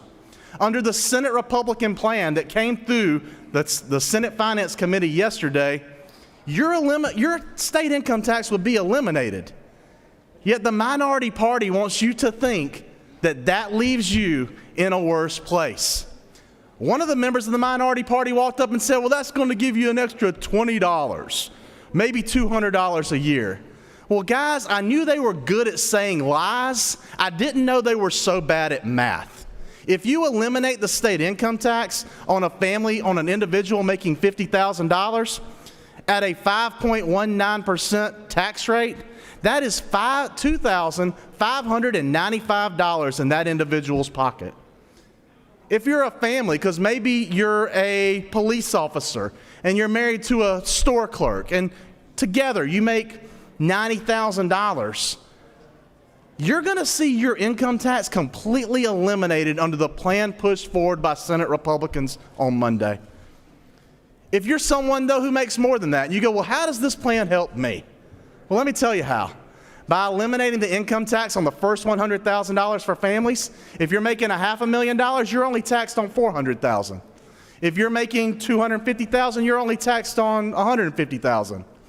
But if you're making $90,000, because you and your spouse are average Georgians who make on average around $45,000 a year, your income tax gets eliminated completely.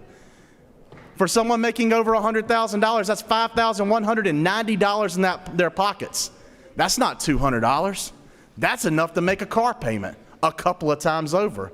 That's enough to invest in your child's education a few times over. That's enough to pay for a babysitter, maybe only for 2 or 3 weeks at the current rate, but that's real money. To sit back and say that doesn't help families is to have cotton in your ears when they're screaming to us that affordability is the biggest issue in our state. And when this issue comes to the floor, whether it be this week or next week, I hope that my friends in the minority party and across the aisle will realize that this bill helps families and that voting the party line to not help families too is a recipe for disaster and a map to stay in the minority for the next decade. Thank you, Mr. President. I yield the well. Senators yielded the well. Chair recognizes the senator from the 44th for a point of personal privilege.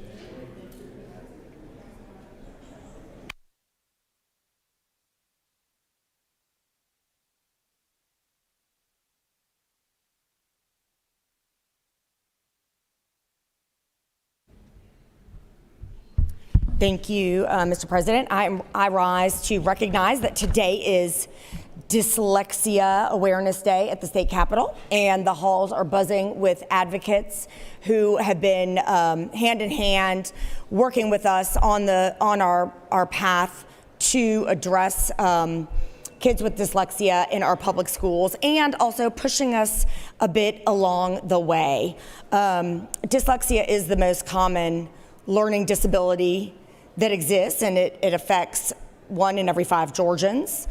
It causes difficulty with phoneme segmentation, which is the ability to break words down into individual sounds. So therefore, those with dyslexia may have a weakness in decoding words and reading fluency, but there is no connection with intelligence, and early remediation is key. All of this has been recognized by the General Assembly in the last few years. I actually was with former Senator Fran Millar at a education PTA, North Central DeKalb PTA education group meeting when a mom raised her hand and said, "Why don't we do anything with dyslexia?" And Senator Millar, very much to his credit, said, "Why don't we?" And hence was born the very first bill to start to try to get our hands on this issue. And that was about 8 years ago. And since then, we have made a lot of progress.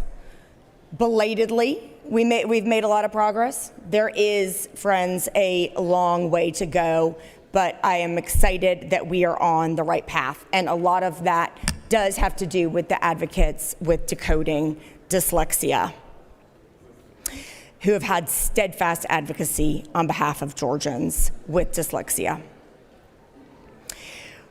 It's important for us to tackle this, not just because it's the right thing to do, but when you've got a student population where 2/3 of kids have not been able to read fluently at grade level, and a huge part of that is kids with dyslexia, it's not only our responsibility to address it, but it behooves us. This is our future workforce.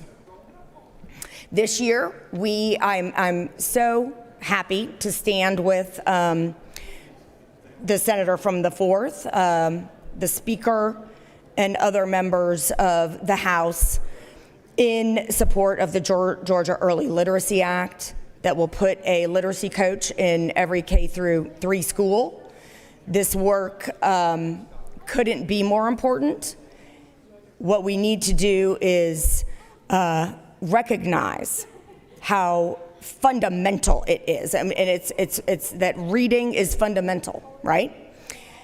And as we go through the budgetary process, to recognize that along with other priorities, this does need to be a top priority. And I really do commend the Speaker, Senator from the 4th, and many others who have been trying to push us forward. So let's honor these dyslexia advocates by continuing their work with our critical funding and support for high-quality literary resources. Thank you, Mr. President. I yield the well. Thank you, Senator. Thank you for your work on this issue, and thanks for speaking of that this morning. Chair recognizes the senator from the 35th for a point of personal privilege.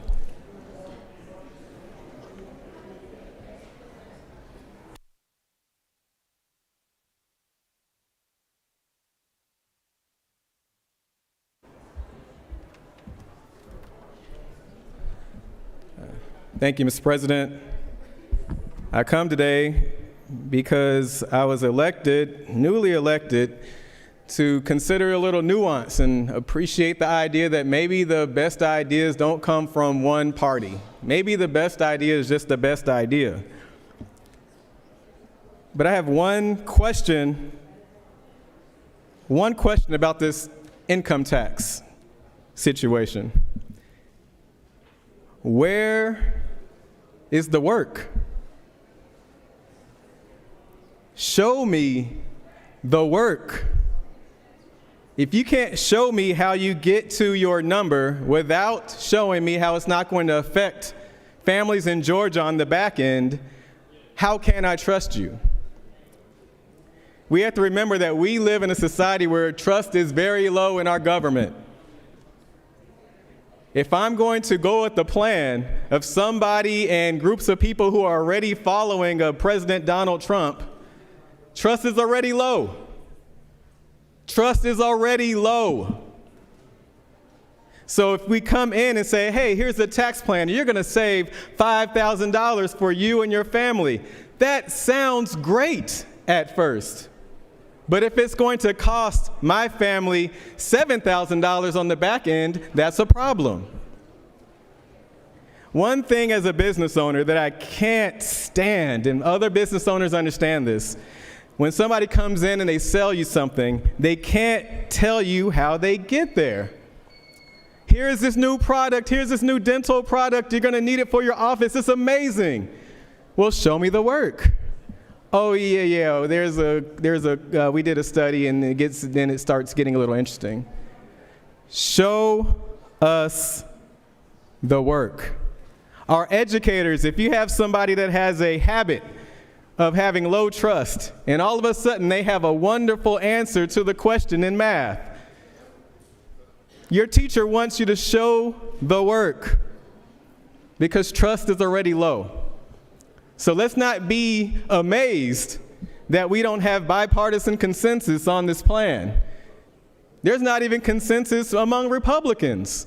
On the other side of the hallway, they say, you know what, that's a ridiculous plan. We have a better tax plan. They're talking about property taxes. Here we're talking about income taxes.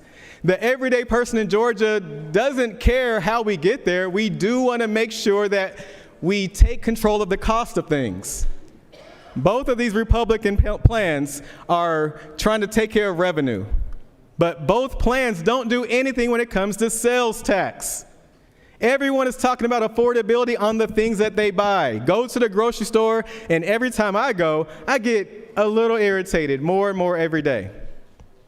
And with the plans that I've seen, the only way to make up for the revenue hole is that you have to have more sales tax. That means the ground beef is going to cost even more. That means that the toilet paper is going to cost even more. That means that the eggs are going to cost even more.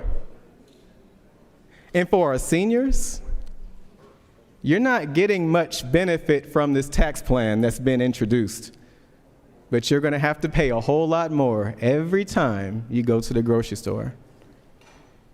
Notice that conversation isn't happening. Notice across the hall when they're talking about property tax, what you don't hear about is, oh, our schools are already struggling, and I know they're paying more and more for health insurance. We're not going to help them with that. We're just going to ask them to keep doing more with less. Do we ever get tired of this? Again, I know I'm new here, but just a message from the people on the ground is that they don't care who has the best plan. They just want a real plan, not an election year plan, not an election year plan, and then we'll pay for it when things fall apart next year when you can't vote us out. They want a real plan. Show us the work. You can't do that when you drop a bill at a Friday after everybody leaves, Super Bowl weekend, and then have it pass through and in committee without a fiscal note. Can't do that. Show us the work. I yield.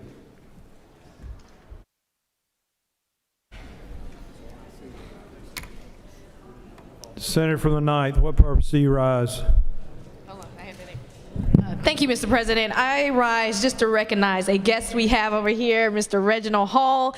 He is from Hog Hammock in Sapelo Island. For those of you that don't know, that part of Sapelo Island is the last intact Gullah Geechee community and is in the Sea Islands of Georgia, and is where the first enslaved West Africans settled, and him and his family are still there, and they have been fighting just to keep their community intact. They've faced threats not from nature, but man-made threats. And just he's always advocating just to hold on to the way of life they have there in their land. So please go introduce yourself to him. He really needs our support as he is fighting for his community. Thank you, Mr. President. Chair recognizes the senator from the 16th for a point of personal privilege.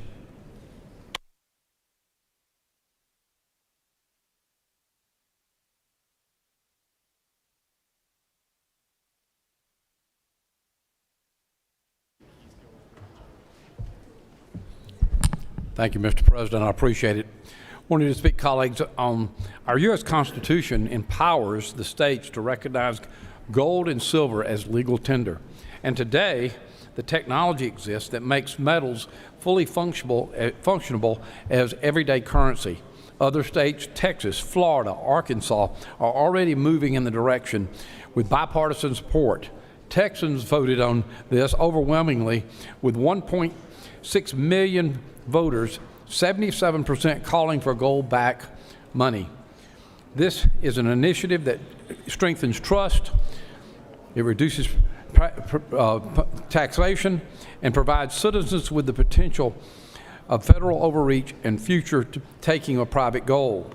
By authorizing gold and silver as legal tender, establishing a state-backed electronic transfer system, and removing state taxes, we give our citizens stable constitutional money in certain times.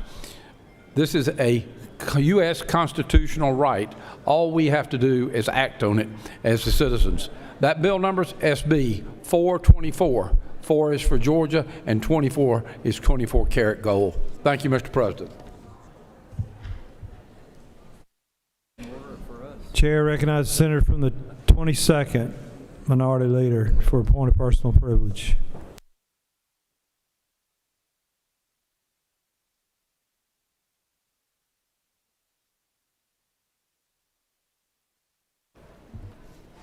Thank you, Mr. President.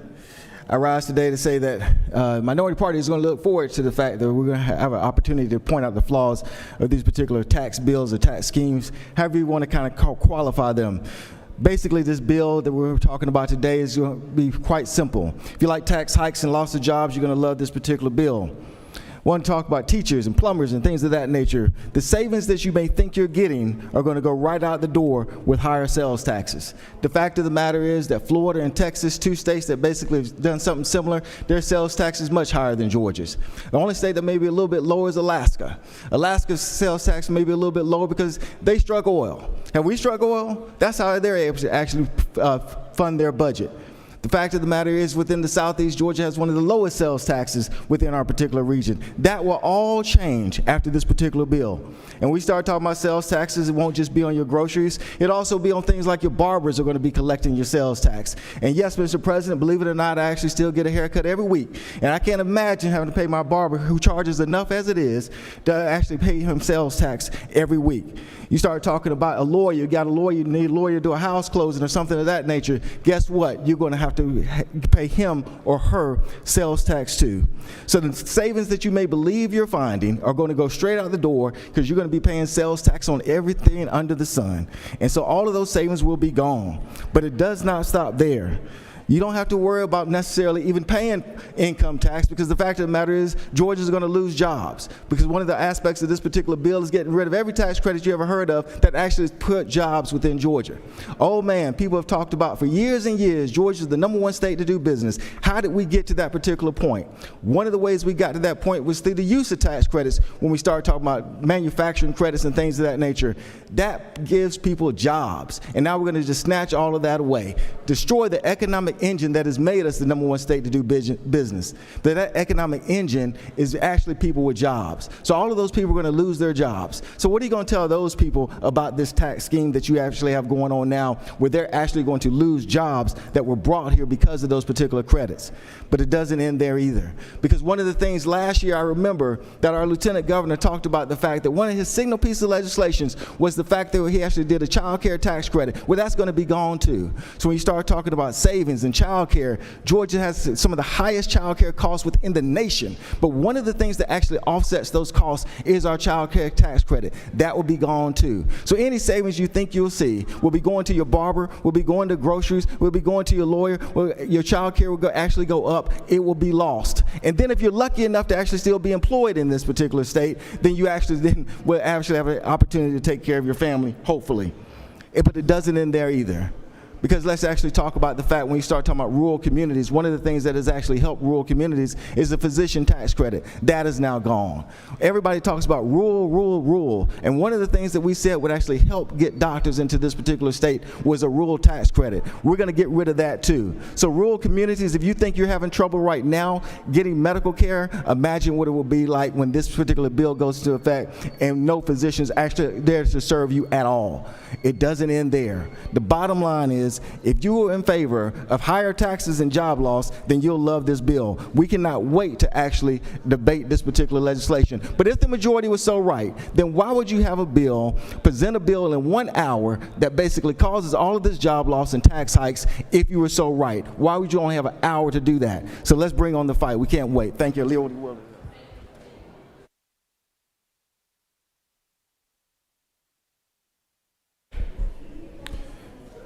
Members of the Senate, Middle Georgia lost a great leader last Friday, unexpectedly.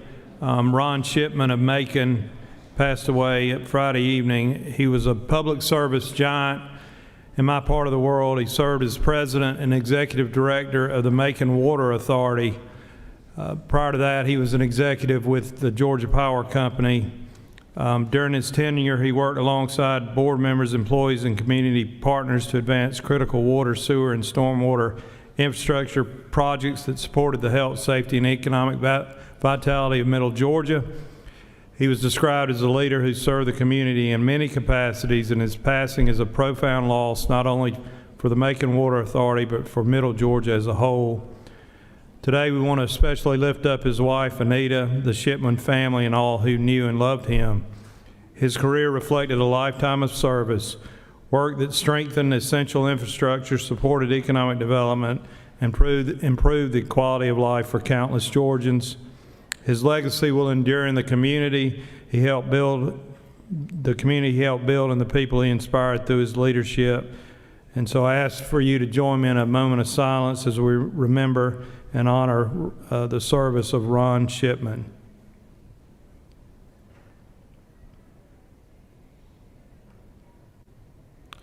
Thank you, and we extend our deepest condolences to his family and loved ones. Thank you very much. Chair will recognize the senator from the 31st for a point of personal privilege.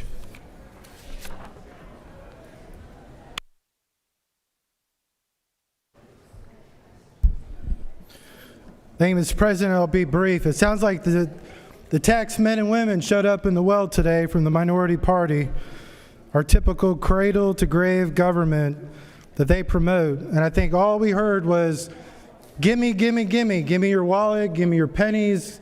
Even though they don't exist, they still want your pennies, they want your dollars. And all they want to do is grow the size of government. They want to debate details, while the other day they voted against every property taxpayer in this state, which you can't reverse. Like, that's what you all did, and you want to talk about affordability. Every single day you want to talk about, you want the unlimited access to the taxpayer, to the mom and dad trying to go to work every single day. You want to take their money from childcare. You want to take their money from paying the bills and putting gas in the tank to go to work, or get their MARTA Breeze Pass to get on the bus and travel into Atlanta to make ends meet every single day. Gimme, gimme, gimme. That's what we're hearing from the Democrats today. They're from the government and they're going to help you. I like to see them help. But the hypocrisy is just unbelievable. Every single year, y'all come in here and you vote for the budget that is taking the income tax rate down again and again and again. Are y'all going to actually vote against the budget this year? So as y'all keep coming down here and talking about affordability rests with the citizens of Georgia. Not growing the government, not growing county government, not growing city government. Is getting government out of the way.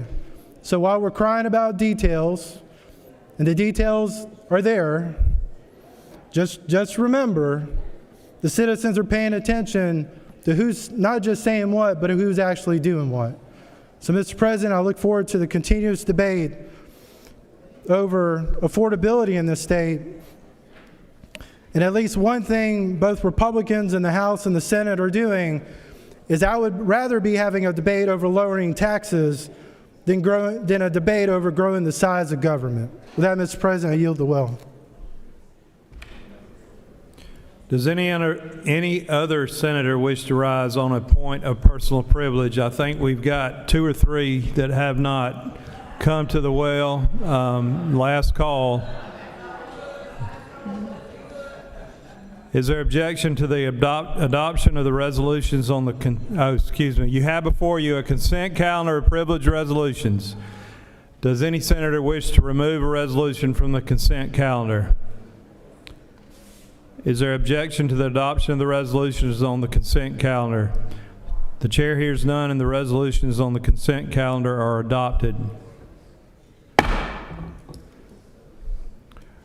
Are there any motions to withdraw or commit? Or withdraw and commit? The Secretary will read the caption of Senate Bill 384.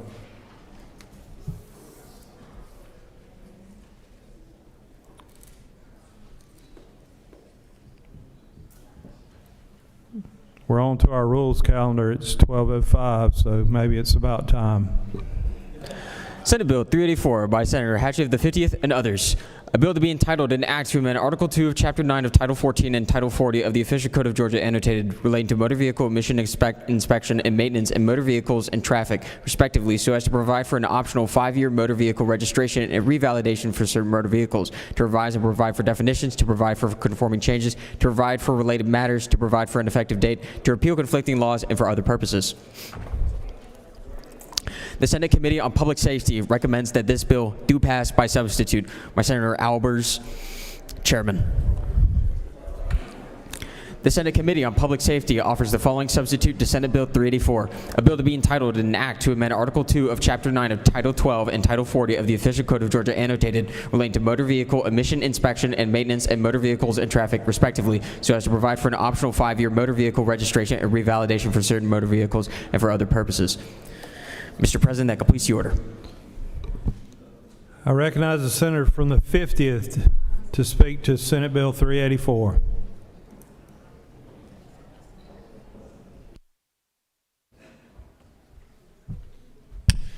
Thank you, Mr. President, and good afternoon. I rise today to bring you Senate Bill 384. What this bill does essentially is when you go to the tag office to renew your vehicle's tag, right now you only have one option, which is an annual renewal. What this does is it creates an optional 5-year motor vehicle registration for non-commercial vehicles. It maintains annual emission compliance. Essentially what this does is just allow more convenience for Georgians who are working, who don't always have time to run by their tag office. It's completely optional. You don't have to do it. But I think it's a good bill that we can all get behind. And I'm happy to answer any questions.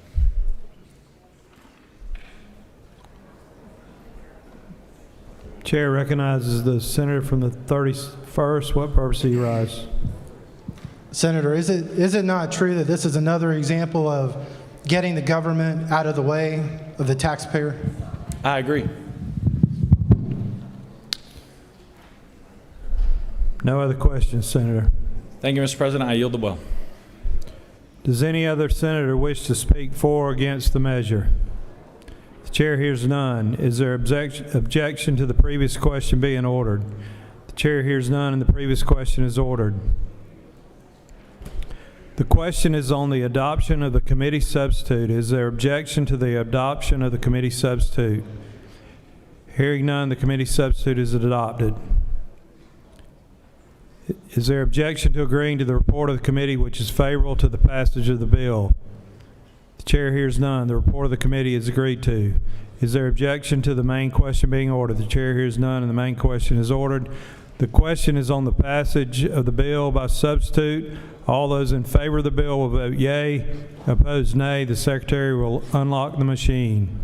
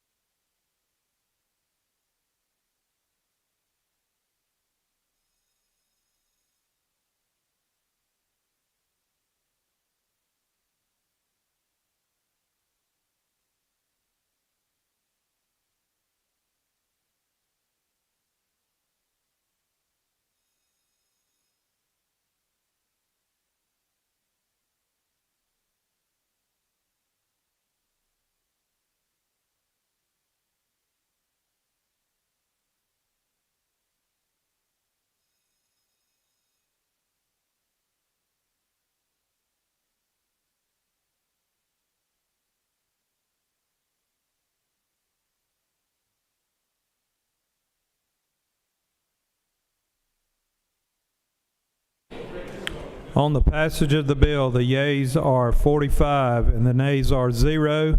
This bill, having received the requisite constitutional majority, is therefore passed by substitute.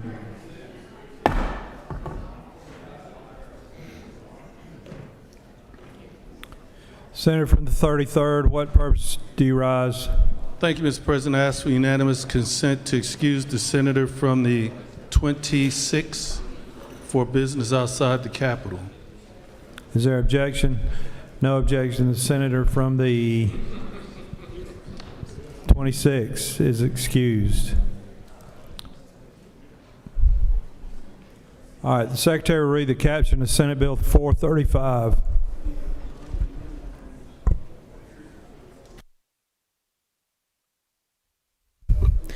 Senate Bill 435 by Goodman of the 8th. A bill to be entitled an act to amend the official code of Georgia annotated so as to rename the Georgia Development Authority as the Georgia Agricultural Development Authority, to make conforming changes, to provide for related matters, to repeal conflicting laws, and for other purposes. The Senate Committee on Agricultural and Consumer Affairs recommend that this bill do pass.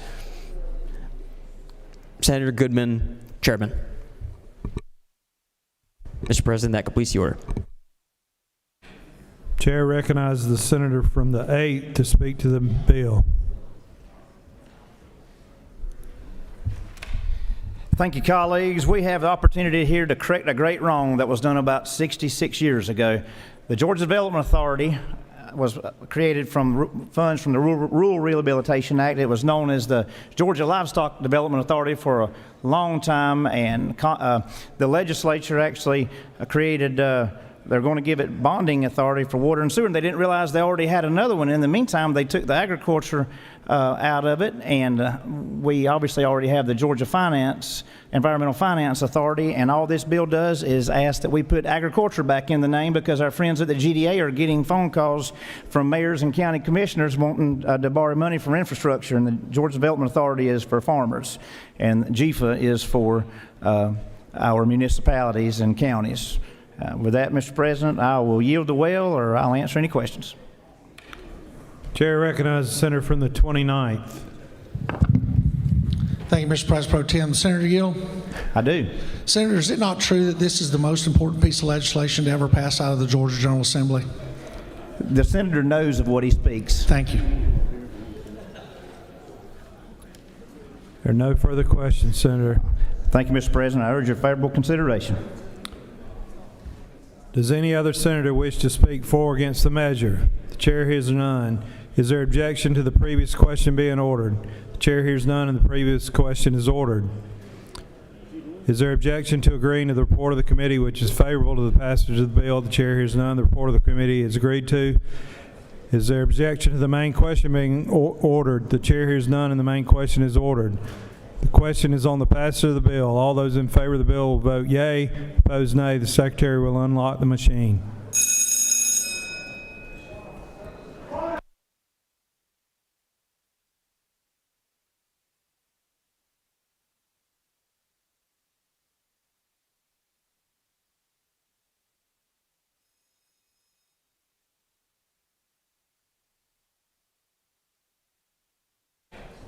Senator from the 14th, what purpose do you rise? Parliamentary inquiry, Mr. President. State your inquiry.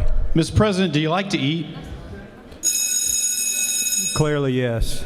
Further parliamentary inquiry? What's your inquiry? Mr. President, well, if you like to eat, isn't it important to support Georgia farmers, Mr. President? Absolutely. The senator knows what he speaks. Thank you very much.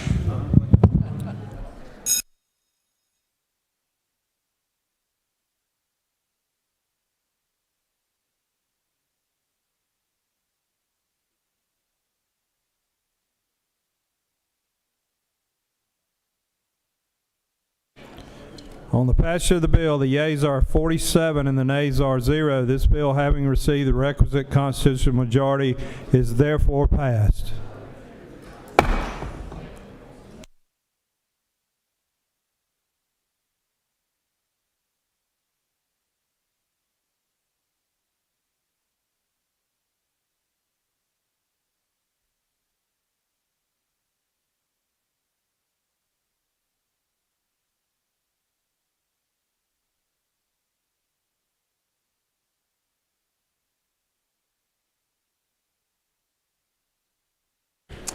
Recognize the senator from the 1st.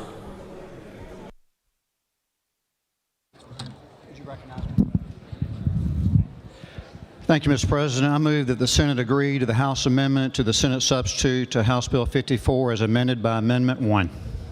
Secretary, read the caption.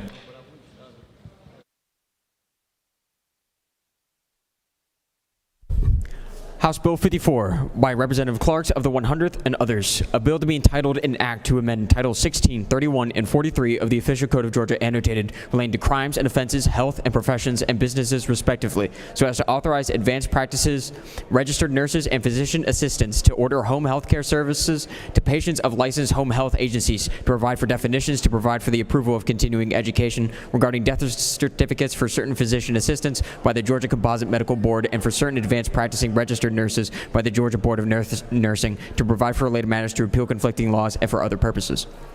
Senate substitute 54 and read to health agencies. Senate substitute to House Bill 54 to amend a bill to be entitled an act to amend Title 16, 31, 43, and 48 of the Official Code of Georgia annotated relating to crimes and offenses, health, professions and businesses, and revenue and taxation respectively, so as to authorize advanced practice, registered nurses and physician assistants to order home health care services to patients of home health agencies, and for other purposes.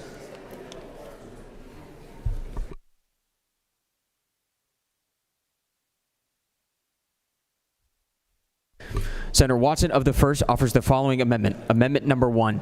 Amend the Senate substitution to HB 54 as amended by House Amendment by amending AM 3321112 as follows. By adding after line 26 the following. By inserting before to provide on line 7 the following. To amend code sections 31-7-3.5 and 43-34-15 of the Official Code of Georgia annotated relating to treatment of minors for gender dysphoria and penalty for violations and prohibition on certain therapies and procedures for treatment of gender dysphoria and minors, regulations, exceptions, and accountability, respectively, so as to prohibit certain medications, and for other purposes.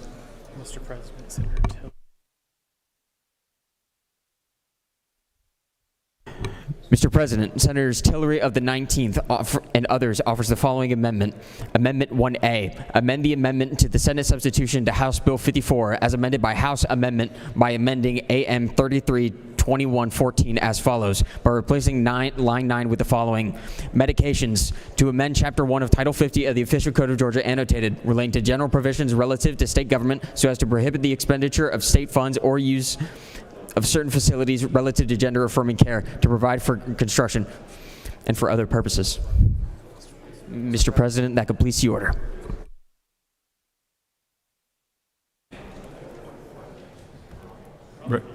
Recognize the senator for the 1st. Speak to the motion.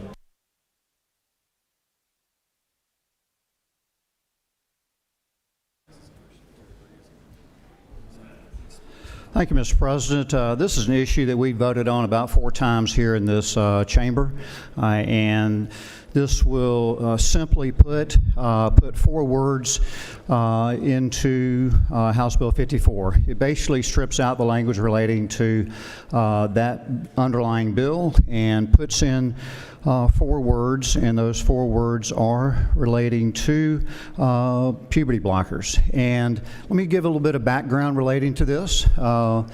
We passed legislation sponsored by the senator from, by myself and the senator from the 13th relating to treating minors with gender dysphoria. We forbid in the state law that physicians could not prescribe hormones, i.e. estrogen or testosterone, and could not do surgery, again, on minors in the state of Georgia. And at that time, we left in puberty blocking medicines, and this is where we're re-adding that into that law, that section. You may recall that prior we had a very long bill, several different pages that described other issues relating to that. That has already been passed into law, and this is the only thing that lacks being put into the law. What was testimony showed in HHS is that if minors are left on puberty blockers or put on puberty blockers, then they are close to 95% going ahead and making their transition from male to female to female to male. But the fact is, if they're allowed to go through a natural process called puberty, then they are much less likely. Most do not go and transition to another sex. Nobody in this chamber thinks that gender dysphoria should go untreated. Mental health professionals are certainly available and should be treating this underlying mental health issue. Certainly after the age of 17, so 18 years and above, if you're an adult and you choose to do that, then that is on you. This does not cause anyone that is an adult not to get this treatment, but minors, you can look at that as enabling, and I think that is not an understatement. Some people would call it grooming. I think that may be a little bit of an overstatement, but some people feel that way. Let me just touch a little bit on the health care and the science related to this. Puberty blockers that are used, they are off-label. They are not approved by the FDA for this. There are side effects we have discussed in detail, including osteoporosis. But let me just digress. What is the on-label usage of puberty blockers? Where they're not used in puberty blocking except under exceptions, of which the bill already allows exceptions to this, but they're used mostly in prostate cancer and so forth to block the male hormone that prostate cancer feeds on. So there are significant side effects, and the risk is not worth the benefit by any means, and again does not mean that it does not get treated, just treated as a mental health disorder, and then at age 18, if you continue to desire that, you can. Mr. President, I would ask for your favorable consideration. I'll go ahead and discuss Amendment 1A, which the senator from the 19th will come down and discuss, but that is a friendly amendment, and I would have no problem with that if they both pass. Mr. President, I'll be happy to entertain any questions. You do have a couple questions, Senator. Recognize the senator from the 14th. Thank you, Mr. President. Does the senator yield? Yes. Senator, if I'm not wrong, we had a bill about home health relating to advanced practice registered nurses, and the current version of the bill before your amendment has nothing to do with gender dysphoria. Is that correct? It is in the same section, but no, it is a healthcare related section of the law and is not relating to home health care. When you say section, what do you mean exactly? What do you mean the same section? Listen, I've had legislative counsel look at this, and they feel as if it is in this is germane. Okay, so then what you're getting at. To Senator further yield. Yes. So what I'm understanding is that you were looking for a way to introduce puberty blockers legislation, and you're saying legislative counsel told you this bill might be an acceptable vehicle for that. Am I understanding that correct? Yes. Okay, thank you. So I guess my next question is why, if we have a bill about home health and health care in general and advanced practice registered nurses, why on a day like today with a bill like that are we suddenly talking about trans people? I'm not suddenly talking about this. This is an issue that's been going on for about 4 years. Do you further yield? Yes. So the senator is saying that for 4 years, the senators you have had a policy priority of talking about trans kids. Is that right? No. Okay. But you're saying, Senator Yields? Yes. The senator is saying, but it's true that this is not just a new thing for you. This is something that you've been working on for 4 years, correct?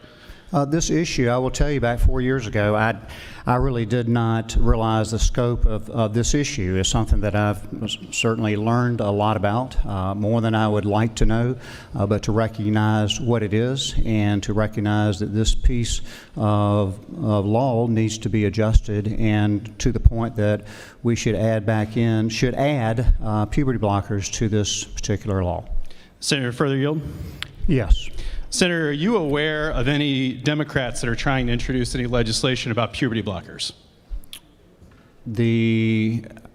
I would not be privy to that. You may be. So why then do you think that the Republican Party, and specifically you for the last 4 years, have been dedicated to legislating about trans people? You know, you can spin the words however you like. Dedicated is not a word that I would use, so you'll have to speculate on your own. Thank you, Senator. And at the appropriate time, Mr. President, I would like to make a point of order relating to the procedural validity of this.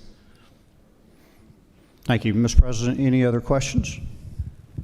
No more questions. Okay, Senator. thank you very much. Again, Amendment 1 is my amendment and would ask for your favorable consideration. And Amendment 1A is a friendly amendment that I would ask your favorable consideration, and the senator from the 19th will discuss that. Thank you very much.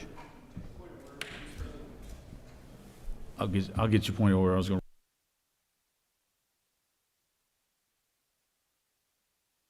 Senator from the 19th, you'd like to speak to your amendment, and then I'll get.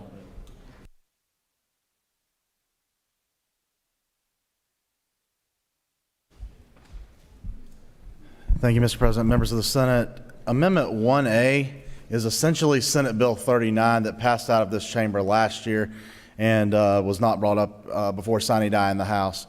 As you remember, we found in discussions with the budget that the state was actually paying for transgender surgeries with state taxpayer funds. Senator from the 29th introduced a bill that handled that in the prison setting, but Senate Bill 39 addressed it with all state taxpayer funds. Should state taxpayer dollars be used to pay for transgender surgeries? And the decision of this body, although not unanimous, was that no, those state taxpayer dollars should not be used to pay for transgender surgeries. That bill went across to the House, got it caught up in the things that happened between the House and the Senate chambers, and did not come up on the House floor for a vote. So it is now the section of it that handled state funds is pulled out and made as Amendment 1A, and now is there for your consideration. I appreciate your favorable consideration, those who voted for it before and those who voted against it. I appreciate you considering it again this time. Thank you, Mr. President. I yield the will. Recognize the Senator from the 14th. Thank you, Mr. President. I have a point of order. I think this is a procedurally invalid amendment because, and I'd like a ruling from the chair on germaneness, and the reason is we have an underlying bill about home health and an amendment that's supposed to be about gender dysphoria. Now suddenly we're plunged into this very predictable policy debate from 2024 and beyond. So it seems like the purpose of the underlying bill has very little to do with the amendments that have been added, and I would just like the chair to make a ruling on whether this is really relevant or not.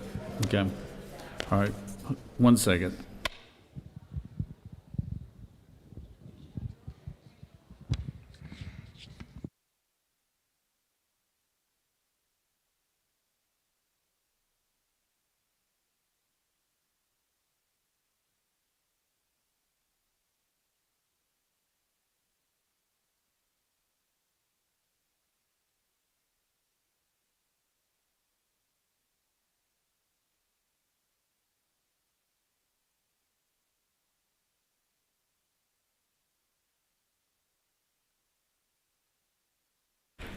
Thank you, Senator. After reviewing it, since this is a health care bill, and we usually are putting adding language or taking away language to House bills, and since this is pertaining to health care and the underlying issue that the senator from the first is trying to get to is pertaining to health care as well. So I'll rule it germane. Thank you, Mr. President. I appeal the ruling of the chair. I figured that would be the case. All right.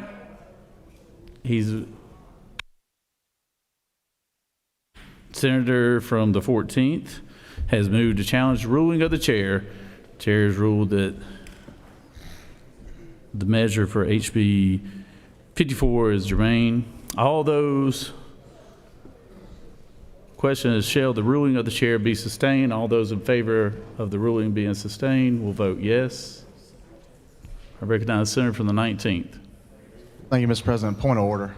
Could you walk us through what a vote yes and a vote no would do? Would a vote yes sustain the ruling of the chair, or a vote no?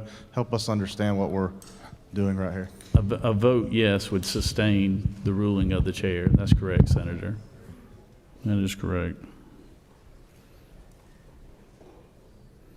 A vote yes is for me, and a vote no is for Senator from the 14th.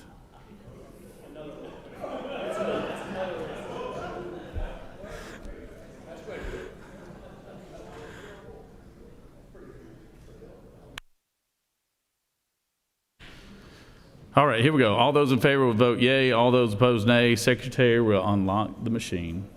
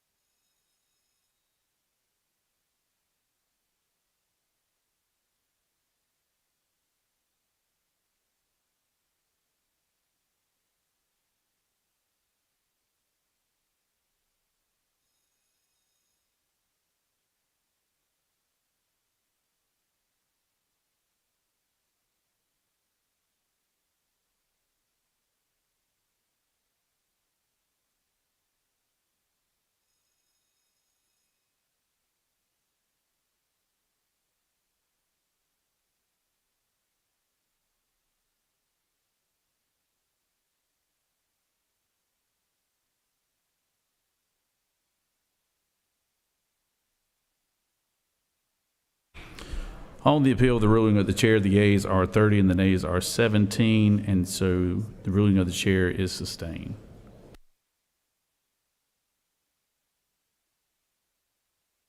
Recognize Senator from 38. Speak to the bill.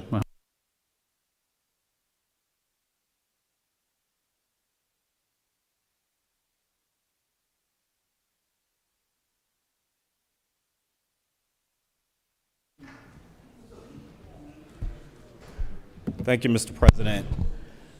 Well, Georgia, the Georgia State Senate has brought culture wars back. We just spent all this morning talking about affordability and taxes.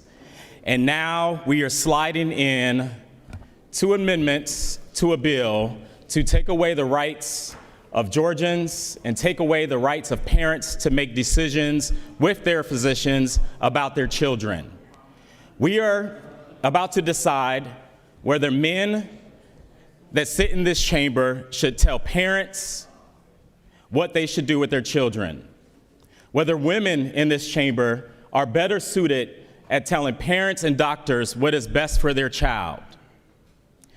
Legislating fear does not reduce the costs of Georgians' everyday lives. Legislating fear just continues to divide us. This is not how we move forward in a country and a state that is calling on us to work together and reduce their costs.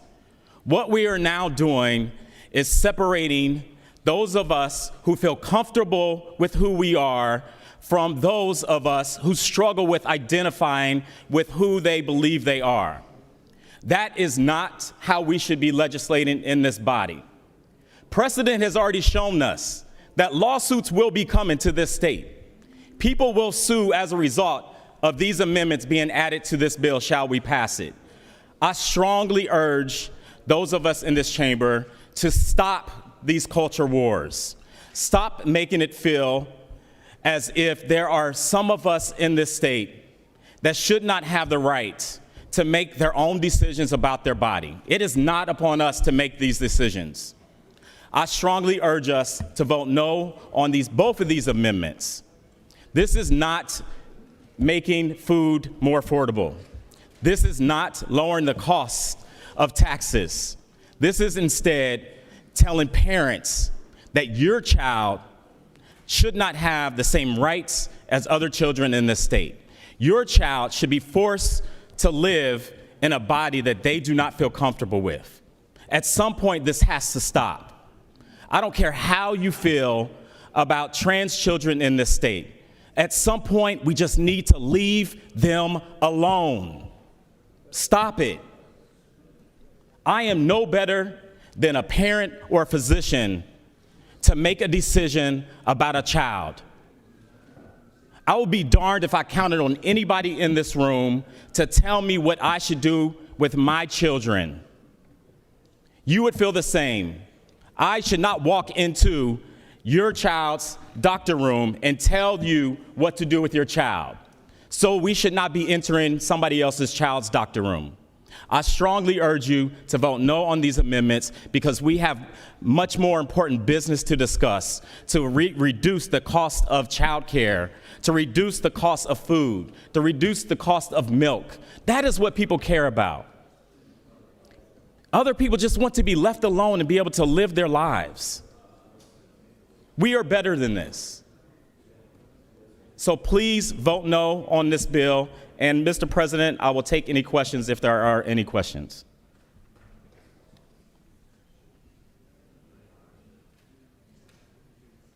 I can't have questions, so vote no. I do have a question? Okay.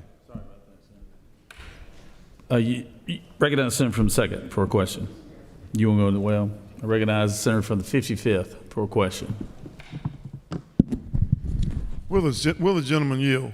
Yes, sir, I do. I have a very unusual question, but I want to ask it. I couldn't ask it of the previous, the author of the amendment, but I read on Amendment 1A, no state funds shall be expended for health care benefits coverage, including coverage for gender-affirming care. Gender-affirming care, would that include, for example, if I as a man want to get testosterone, if I'm low on my testosterone, to affirm that I need some testosterone, would that be included?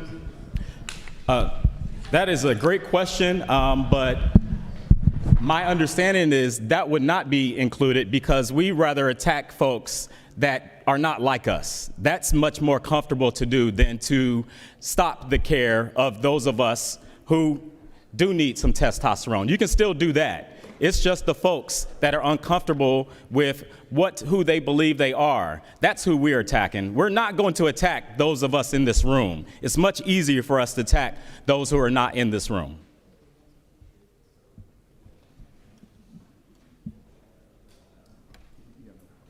All right. Thank you, Mr. President. I yield the will. Bringing on a senator from the second to speak to the measure.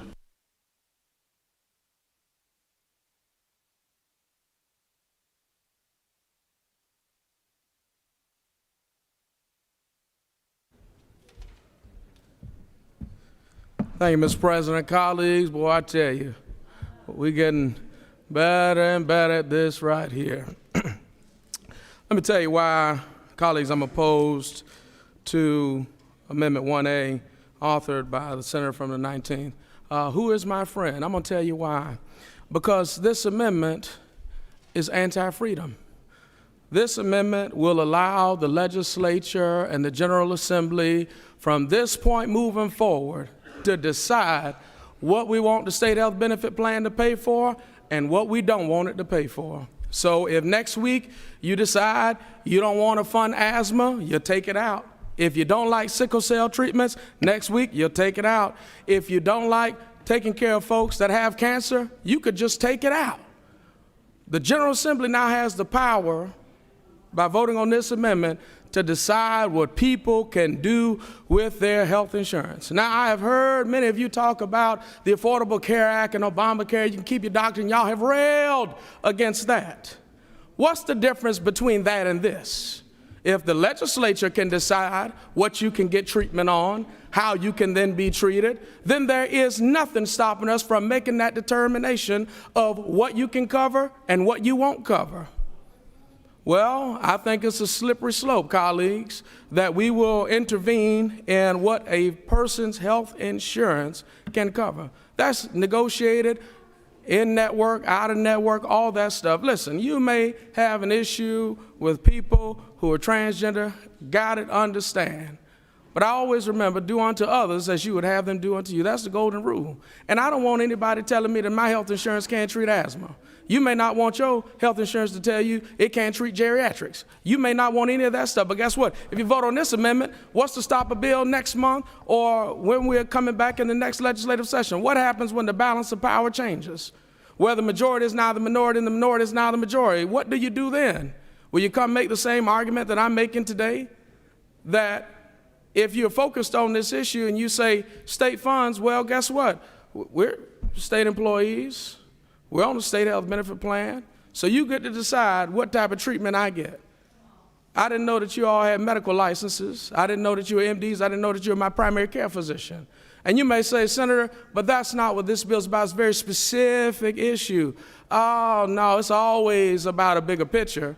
And for folks to talk about big government, well, this is making government a hell of a lot bigger, because if you want a small government, you let folks make the choice as to what they were going to have offered in their health insurance, but now you want to come and bring big government to tell you what your insurance can have. And it's only if you receive state money. So if you're on a state health benefit plan, if you're a state employee, talk about folks that worked for the state for 25, 30 years and retired are still on the state insurance. They've worked for this state for 25 and 30 years, and maybe they're at a point in life where they're making a different determination, and you want to walk back on the contract. Well, those folks have retired and say, well, now, we feel a little different about this. That's not a good way to do business, and I would leave you with this. Do unto others as you would have them do unto you. That's the golden rule. And I wouldn't want anybody making changes to my health insurance because you may not like the condition I suffer with today. And that's a slippery slope, because it might be trans folks today, but it could be somebody else tomorrow. And with that, Mr. President, I yield the well.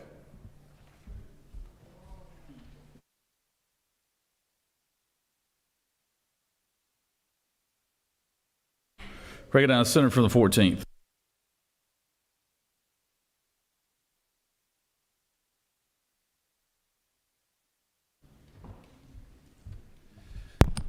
Good afternoon, colleagues. It's February 10th, a little after 12:30.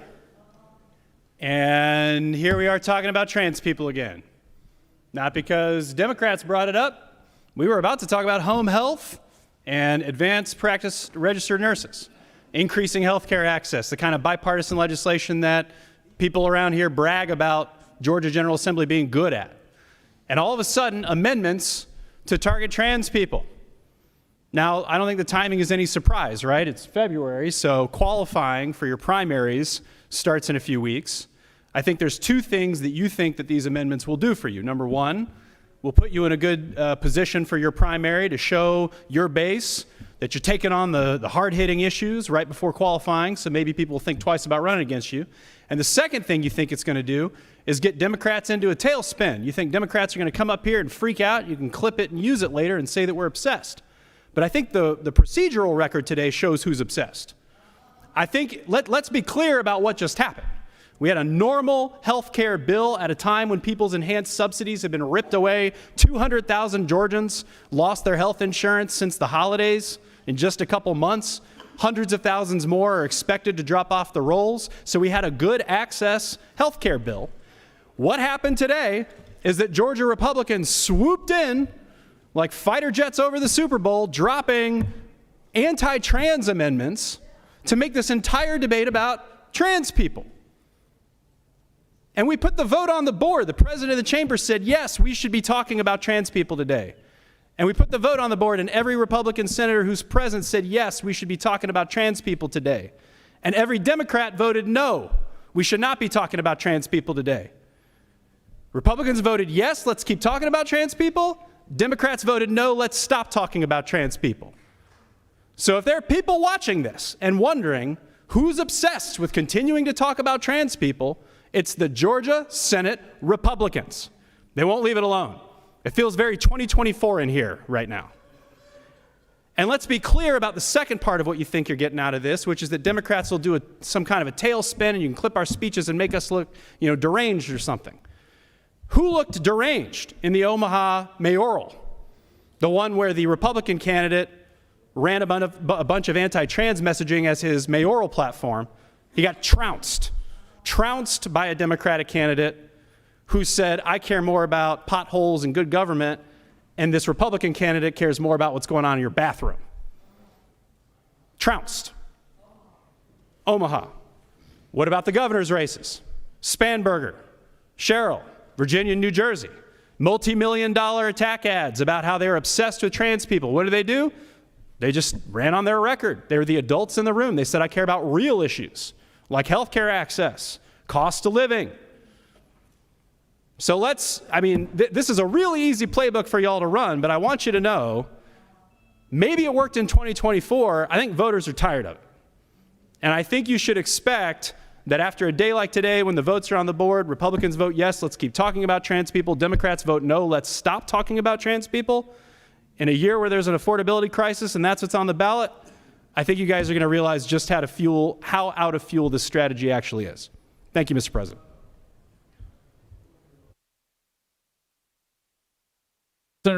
Senator from the 44th.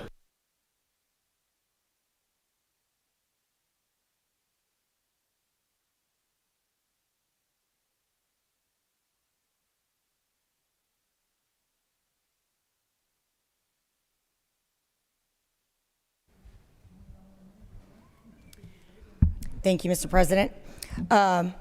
First Amendment would eliminate all discretion for doctors and parents for children.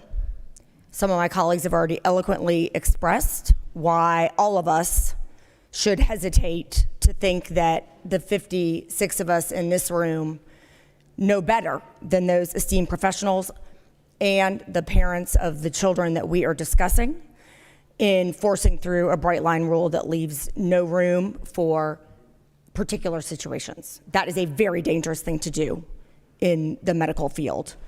Bans are extreme and should only be done from a legislative point of view in cases where there is absolutely no reason or rationale that a given treatment could be useful in any situation, period. And that simply is not the case with what we are talking about in the senator from the First Amendment. Amendment number 2, eloquently spoken to by the senator from the Second,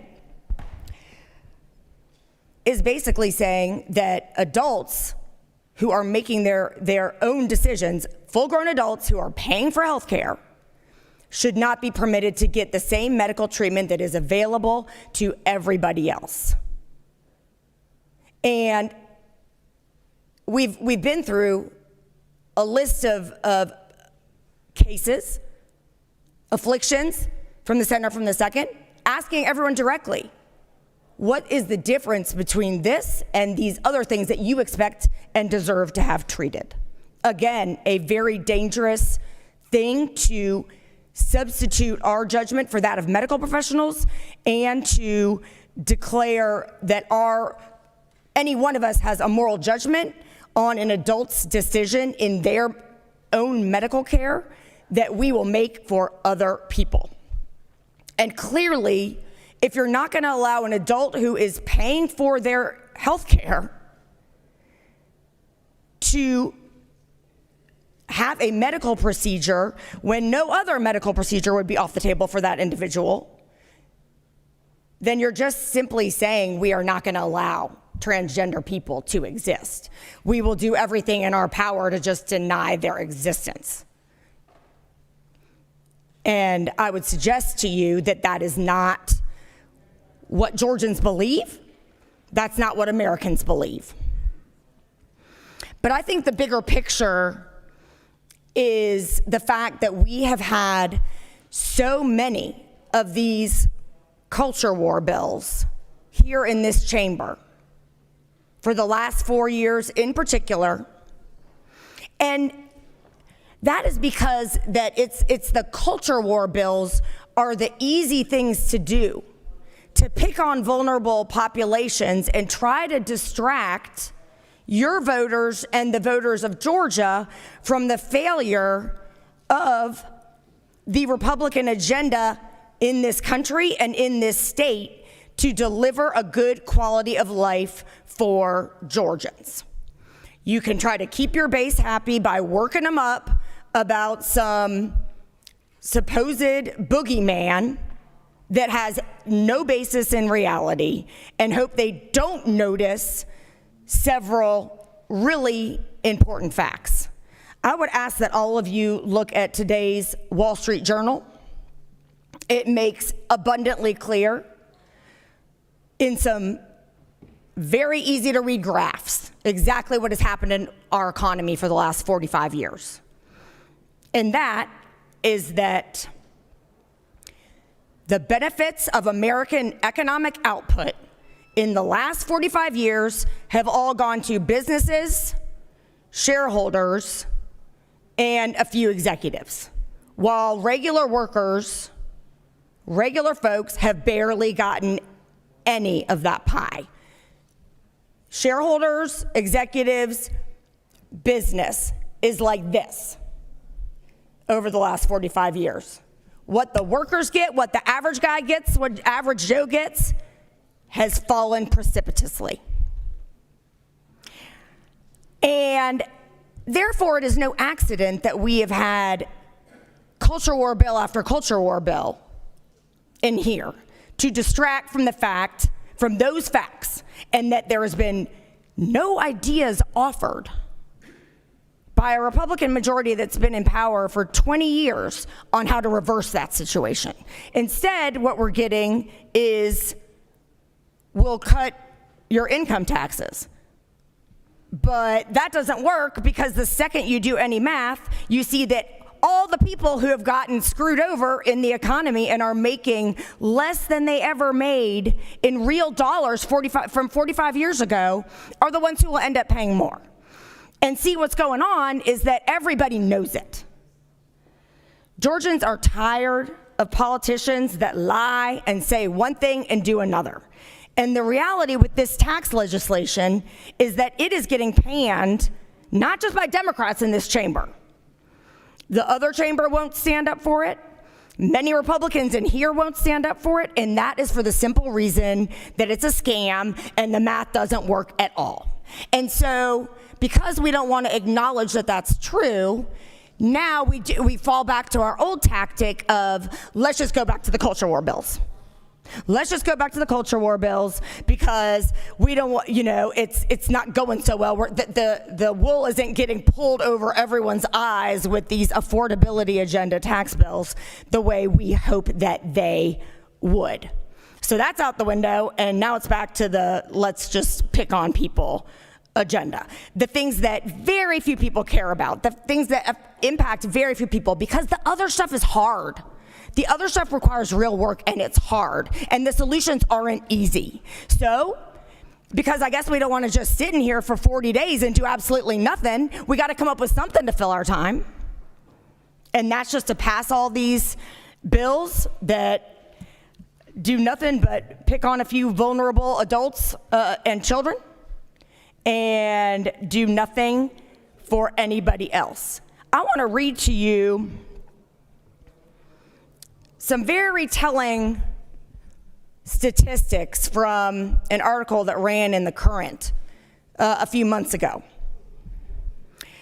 So over the last 20 years, Georgia's per capita income has fallen precipitously, which is the same thing that I referenced from today's Wall Street Journal that has happened to average workers. That same thing has happened here, but it's worse, because our average per capita income has fallen precipitously in the rankings of states. So we are worse off. Georgians have less money in their pocket now than they did in the year 2000.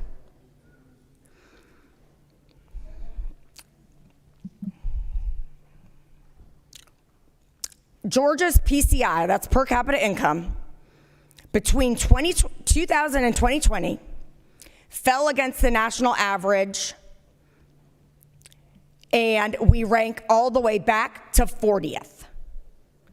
We are worse off 20 years into the 21st century than we were 40 years earlier.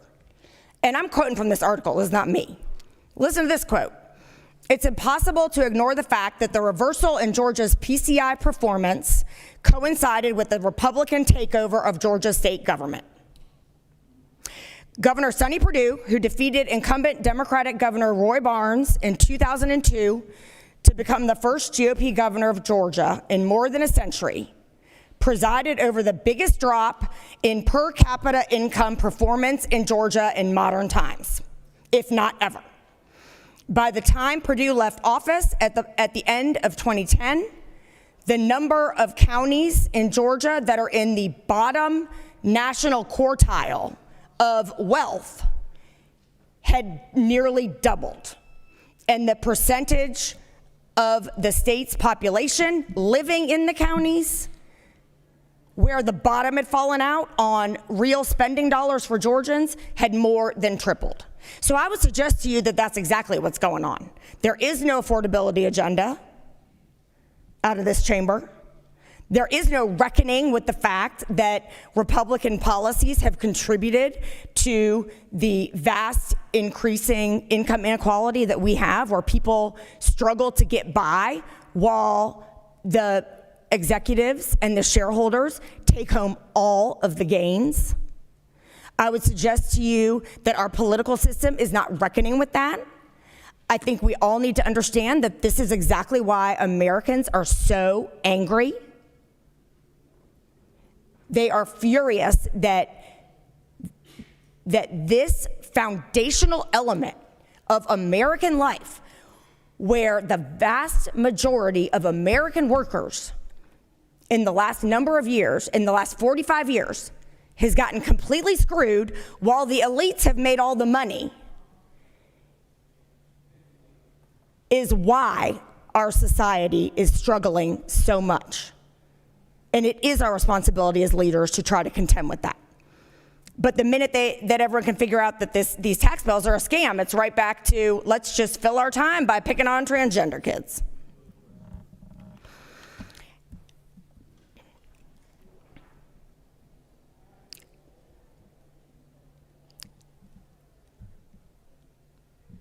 The baseline time spent in this chamber dealing with things that would make Georgians' lives better, with serious issues, things that impact the vast majority of people, it's just been non-existent. And it is a waste of Georgians' time for us to sit up here and spend our time on nonsense like this to pick on people instead of admitting what it is that Georgians actually want us to do and want us to focus on. And I'm hoping that as we turn to different leadership within this state, that we get serious again about being legislators and legislating for the common good, and stop trying to pull the wool over everybody's eyes by throwing shiny objects up, picking on people, bill after bill after bill, who don't deserve it. They deserve our respect as human beings. They have dignity as human beings, and using them as a punching bag to distract from your economic failures is something that everyone in here should be ashamed of. Thank you, Mr. President. I yield the well. Recognize the senator from 22nd.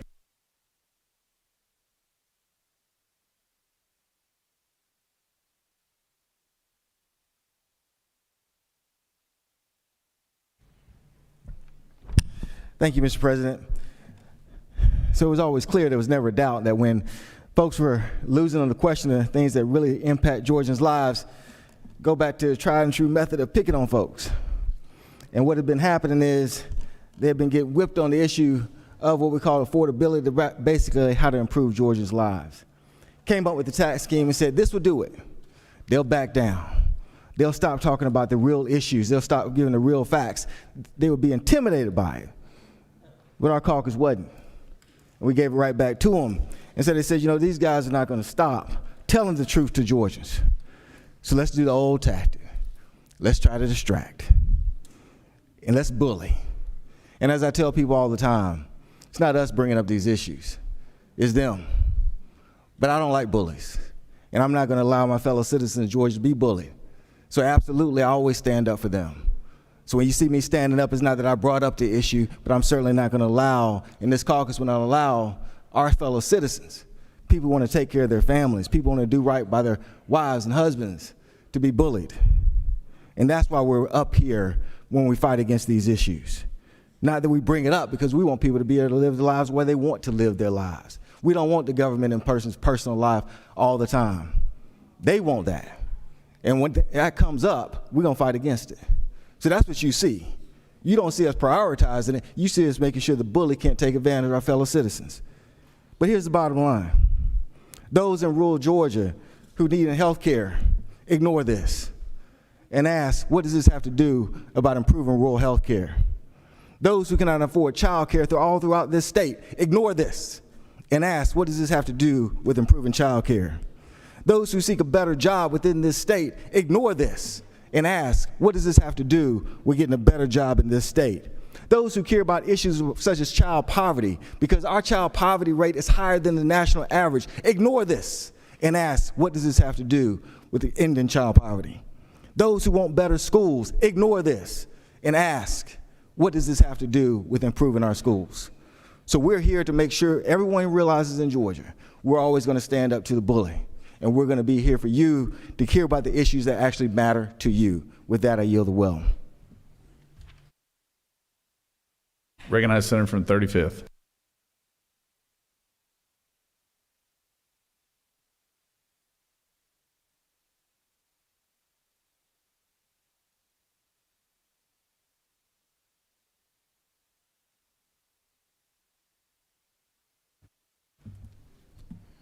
All right. Thank you, Mr. President. Again, I'm about a month into being a state senator, and I come in with an open heart, open mind. Really appreciate all the conversations, thinking that we got reasonable folks. But I'm standing up here because I thought we were talking about advanced practice registered nurses and physician assistants and home health care.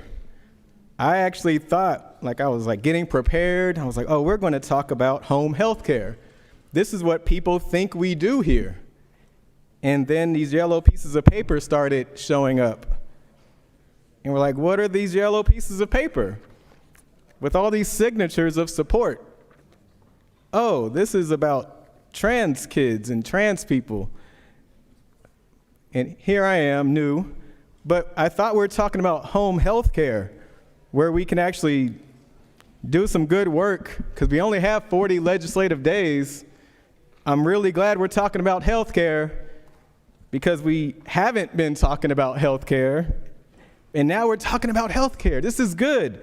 And then these yellow pieces of paper show up to talk about trans kids.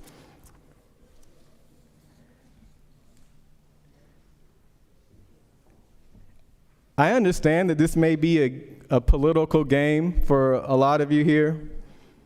It is not a game for people at home. This isn't playtime. Folks are just kikiing and ha-haing about, folks really can't afford health care right now. How many people do we know in that sandwich generation where you're trying to take care of your elderly mother and father and godparent, and you're trying to take care of your babies, and child care is through the roof, and you're trying to go to your public schools, and you have concerns about some of the public schools, and do I do private? Do we drive across town? What about the little one that has to get pre-K, and pre-K costs more than private school, and you're just hoping to get to public school so you can get some kind of relief? And in the middle of this, they think we're here coming up with solutions about health care, but they find out, I'm finding out that we come here and we put up these little yellow pieces of paper with the signatures of a lot of you in here to say, no, let's not talk about solutions in home health care, let's talk about trans kids. And they tell their legislative aides to go hurry up and go da-da-da-da-da. And they send a text message, we can get them here. And then they have people running around this building doing their bidding. And these are really, in general, I find y'all really good folks. But then, as I mentioned in my first time coming up here, a tree by its fruit. A tree by its fruit.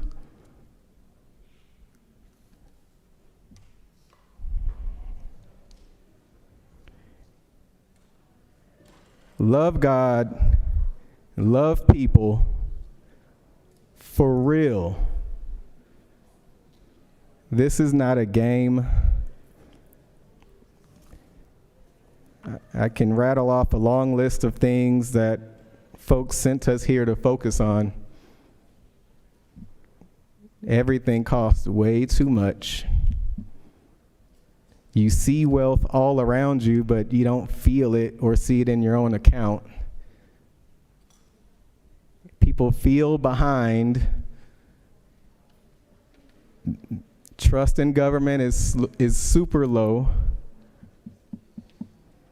Ridiculous amounts of money just flying around in government, local, state, definitely federal. We'll have domestic violence bills here, and then we don't say anything about the Epstein files. People do not care who has the right idea, like which party came up with it. They just want us to do something good.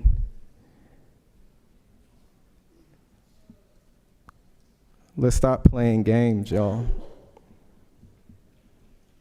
And I know y'all have been here many, many years, and you're probably thinking, oh, the new senator, he'll learn how it works around here. But I'm a certain kind of stubborn, and I know who my God is. You know a tree by its fruit.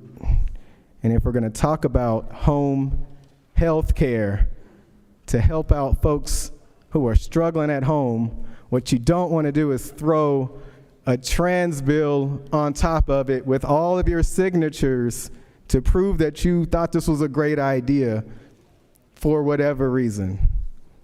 I yield the will. Recognize the senator from the 37th.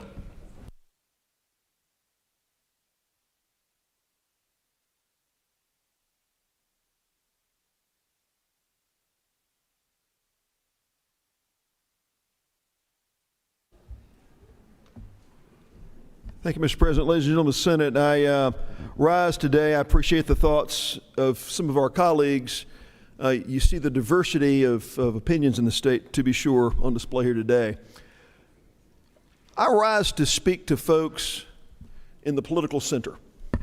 There's been accusations that have been flying around about intentions here. I would agree with my colleague from the 35th, this is not a game, and that health care does cost too much. The proposition before this Senate is a relatively simple one. If you look on lines 19 through 27, this proposal does nothing to limit what's referred to as gender-affirming care that's privately funded by individuals. This proposition simply does one thing. It prohibits state tax dollars appropriated through our state budget from going to fund sex change drugs for Georgians. It prohibits the use of state funds, state facilities, and state-employed physicians and healthcare professionals from paying for that with the tax dollars of everyday Georgians. That's all this does.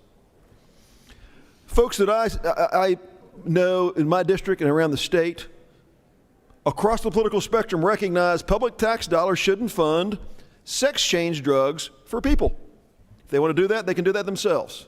This bill does nothing to limit individuals funding that themselves. It simply says state tax dollars can't be used for that purpose, state facilities can't be used for that purpose, and state paid and employed doctors can't be part of that with state money. That's all this does.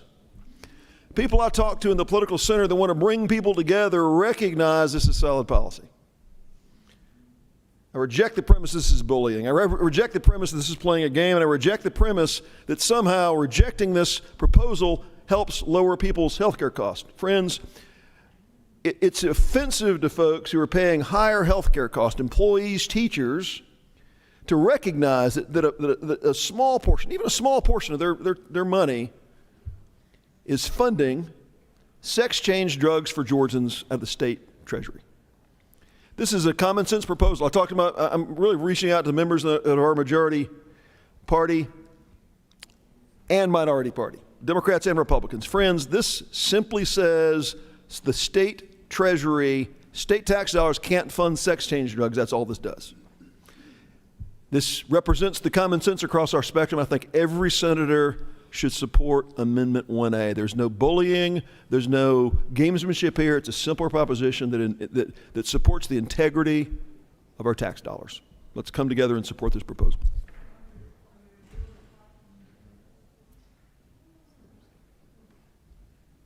Senator's yielded. Senator from the 9th.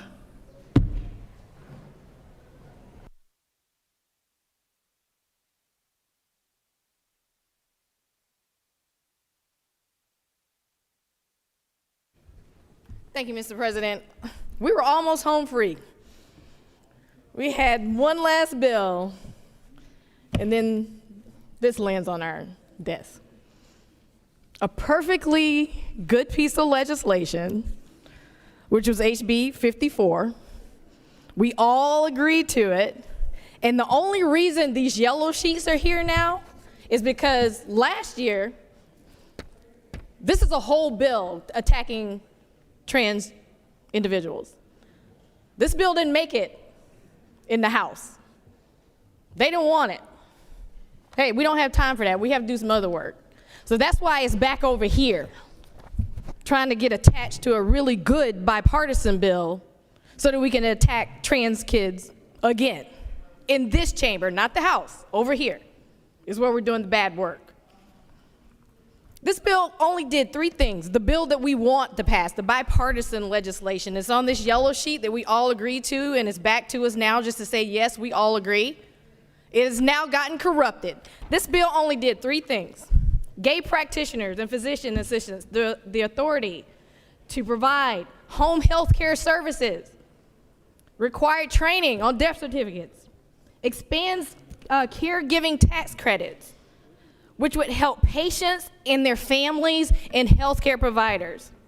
Yet here we are attacking trans people in our trans community again. For what? Let me tell you something. People back home ask me, and these folks in the center that you're talking about, Senator Merritt, you're always going after Republicans. Why can't y'all meet halfway? Why can't you work on bipartisan stuff? Why can't you reach across the aisle and work with them on good pieces of legislation that actually responds to stuff that we want?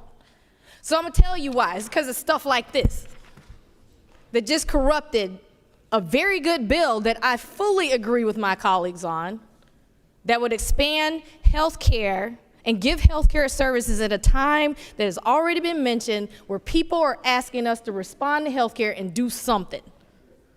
This is not something. No one in my district is asking, hey, can you put more, can you ban more trans bills? Can you please? Because that is such a priority for us right now. No, my folks are worried about eating. They're worried about paying rent. They're worried about paying groceries. They're worried about rising healthcare costs. They're worried about being able to take care of grandma at home and a child with special needs at home. Not this. Not one is asking me to go after the trans community. And maybe y'all think, hey, well, we rolled out all those ads when Kamala was running and it really hit. Well, it's a new day, and people care about new things this election cycle. And you right now have one of the most hated administrations in the White House. And if you don't believe me, go Google it. Hated. Not just by Democrats, by everyone, because they are not. So much focus is on culture and attacking people and attacking trans and attacking others and who gets to live here and who doesn't. No one cares. This administration is not responding to affordability. People are hurting. But yes, by all means, let's spend more time attacking trans individuals. Enough is enough. Let's do real work. I'm encouraging all of my colleagues on the other side of the aisle, say no to this crap. No. And let's pass a clean bill that was sent over here to us that actually responds to something. And with that, Mr. President, I yield the well.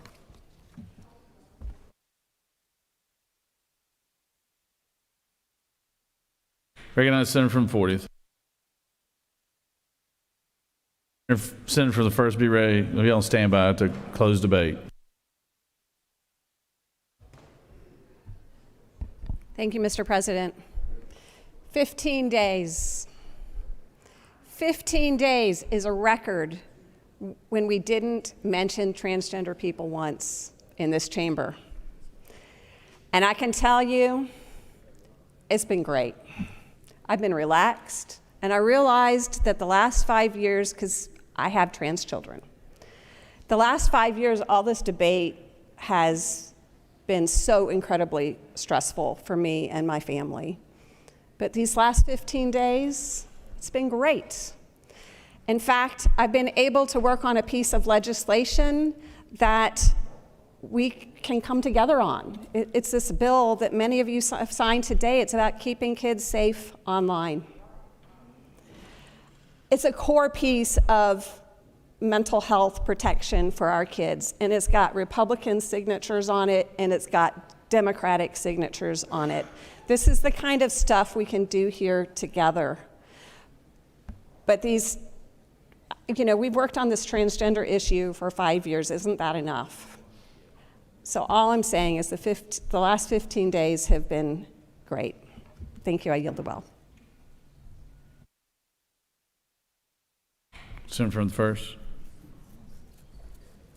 Would you like to close the debate? Senator from the 1st, close the debate.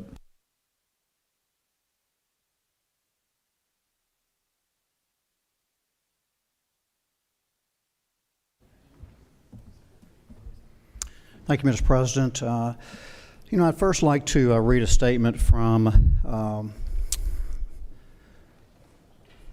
the American Society of Plastic Surgeons position statement. Just came out February 3rd. So the clinical management of children and adolescents, which is what we're talking about, minors, presenting with gender dysphoria or gender incongruence has undergone rapid change, and the American Society of Plastic Surgeons offered guidance to members providing gender surgery services for this population, and that's the position statement. And this is what it is. Understanding the larger patient assessment process, both through the CAS review and HHS report, emphasize that the natural course of pediatric gender dysphoria remains poorly understood. Available evidence suggests that a substantial proportion of children with prepubertal onset gender dysphoria that experience this significant reduction of stress by the time they reach adulthood, absent medical or surgical intervention. So in other words, if you don't give hormones, if you don't do surgery, or if you don't use puberty blockers, they'll go through a natural puberty and outgrow this. And as I mentioned earlier, we discussed enabling, and some people even called it grooming. Evidence regarding adolescent onset presentations becoming increasingly common since the mid-2010s. HHS report underscores that this uncertainty has significant ethical implications when the likelihood of spontaneous resolution is unknown and when irreversible interventions carry known and plausible risk, adhering to the principles and benefit and malfeasance related to that. A precautionary approach. Today we've heard a lot of discussion unrelated to either of these amendments. We've heard the Golden Rule, we've heard the Super Bowl, we've heard about sports, we've heard about taxes, whether this is germane, affordability. Why America is angry is one quote from the 44th, from the senator from the 44th. Let me read you a quote from that senator.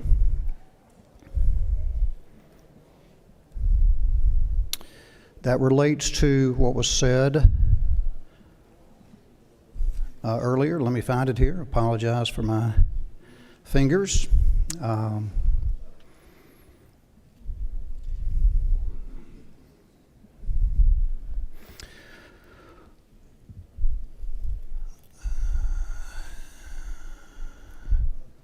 This is a conversation that happened on a Zoom call with our senator from the 44th,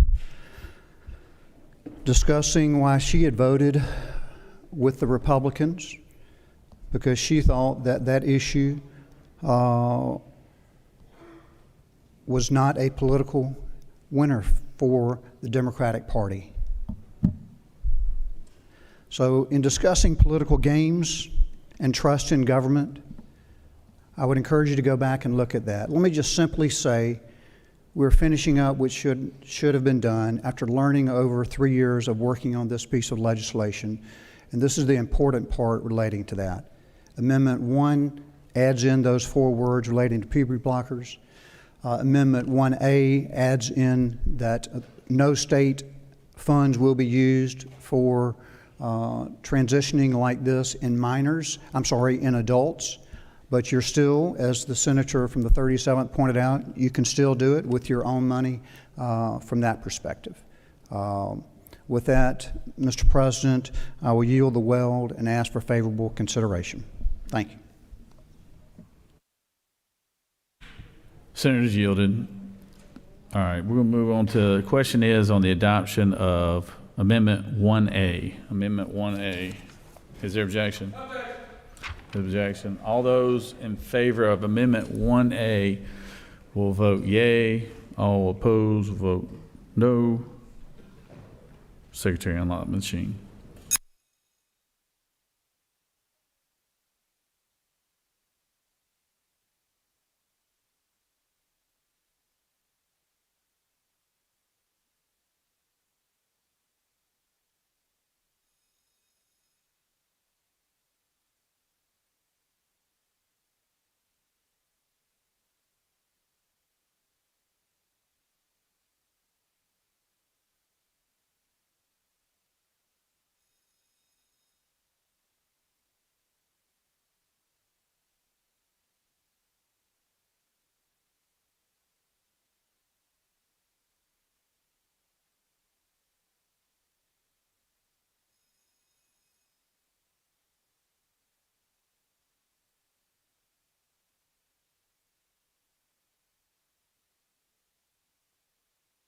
Oh, I'm sorry. Senator from the 44th, what purpose do you rise?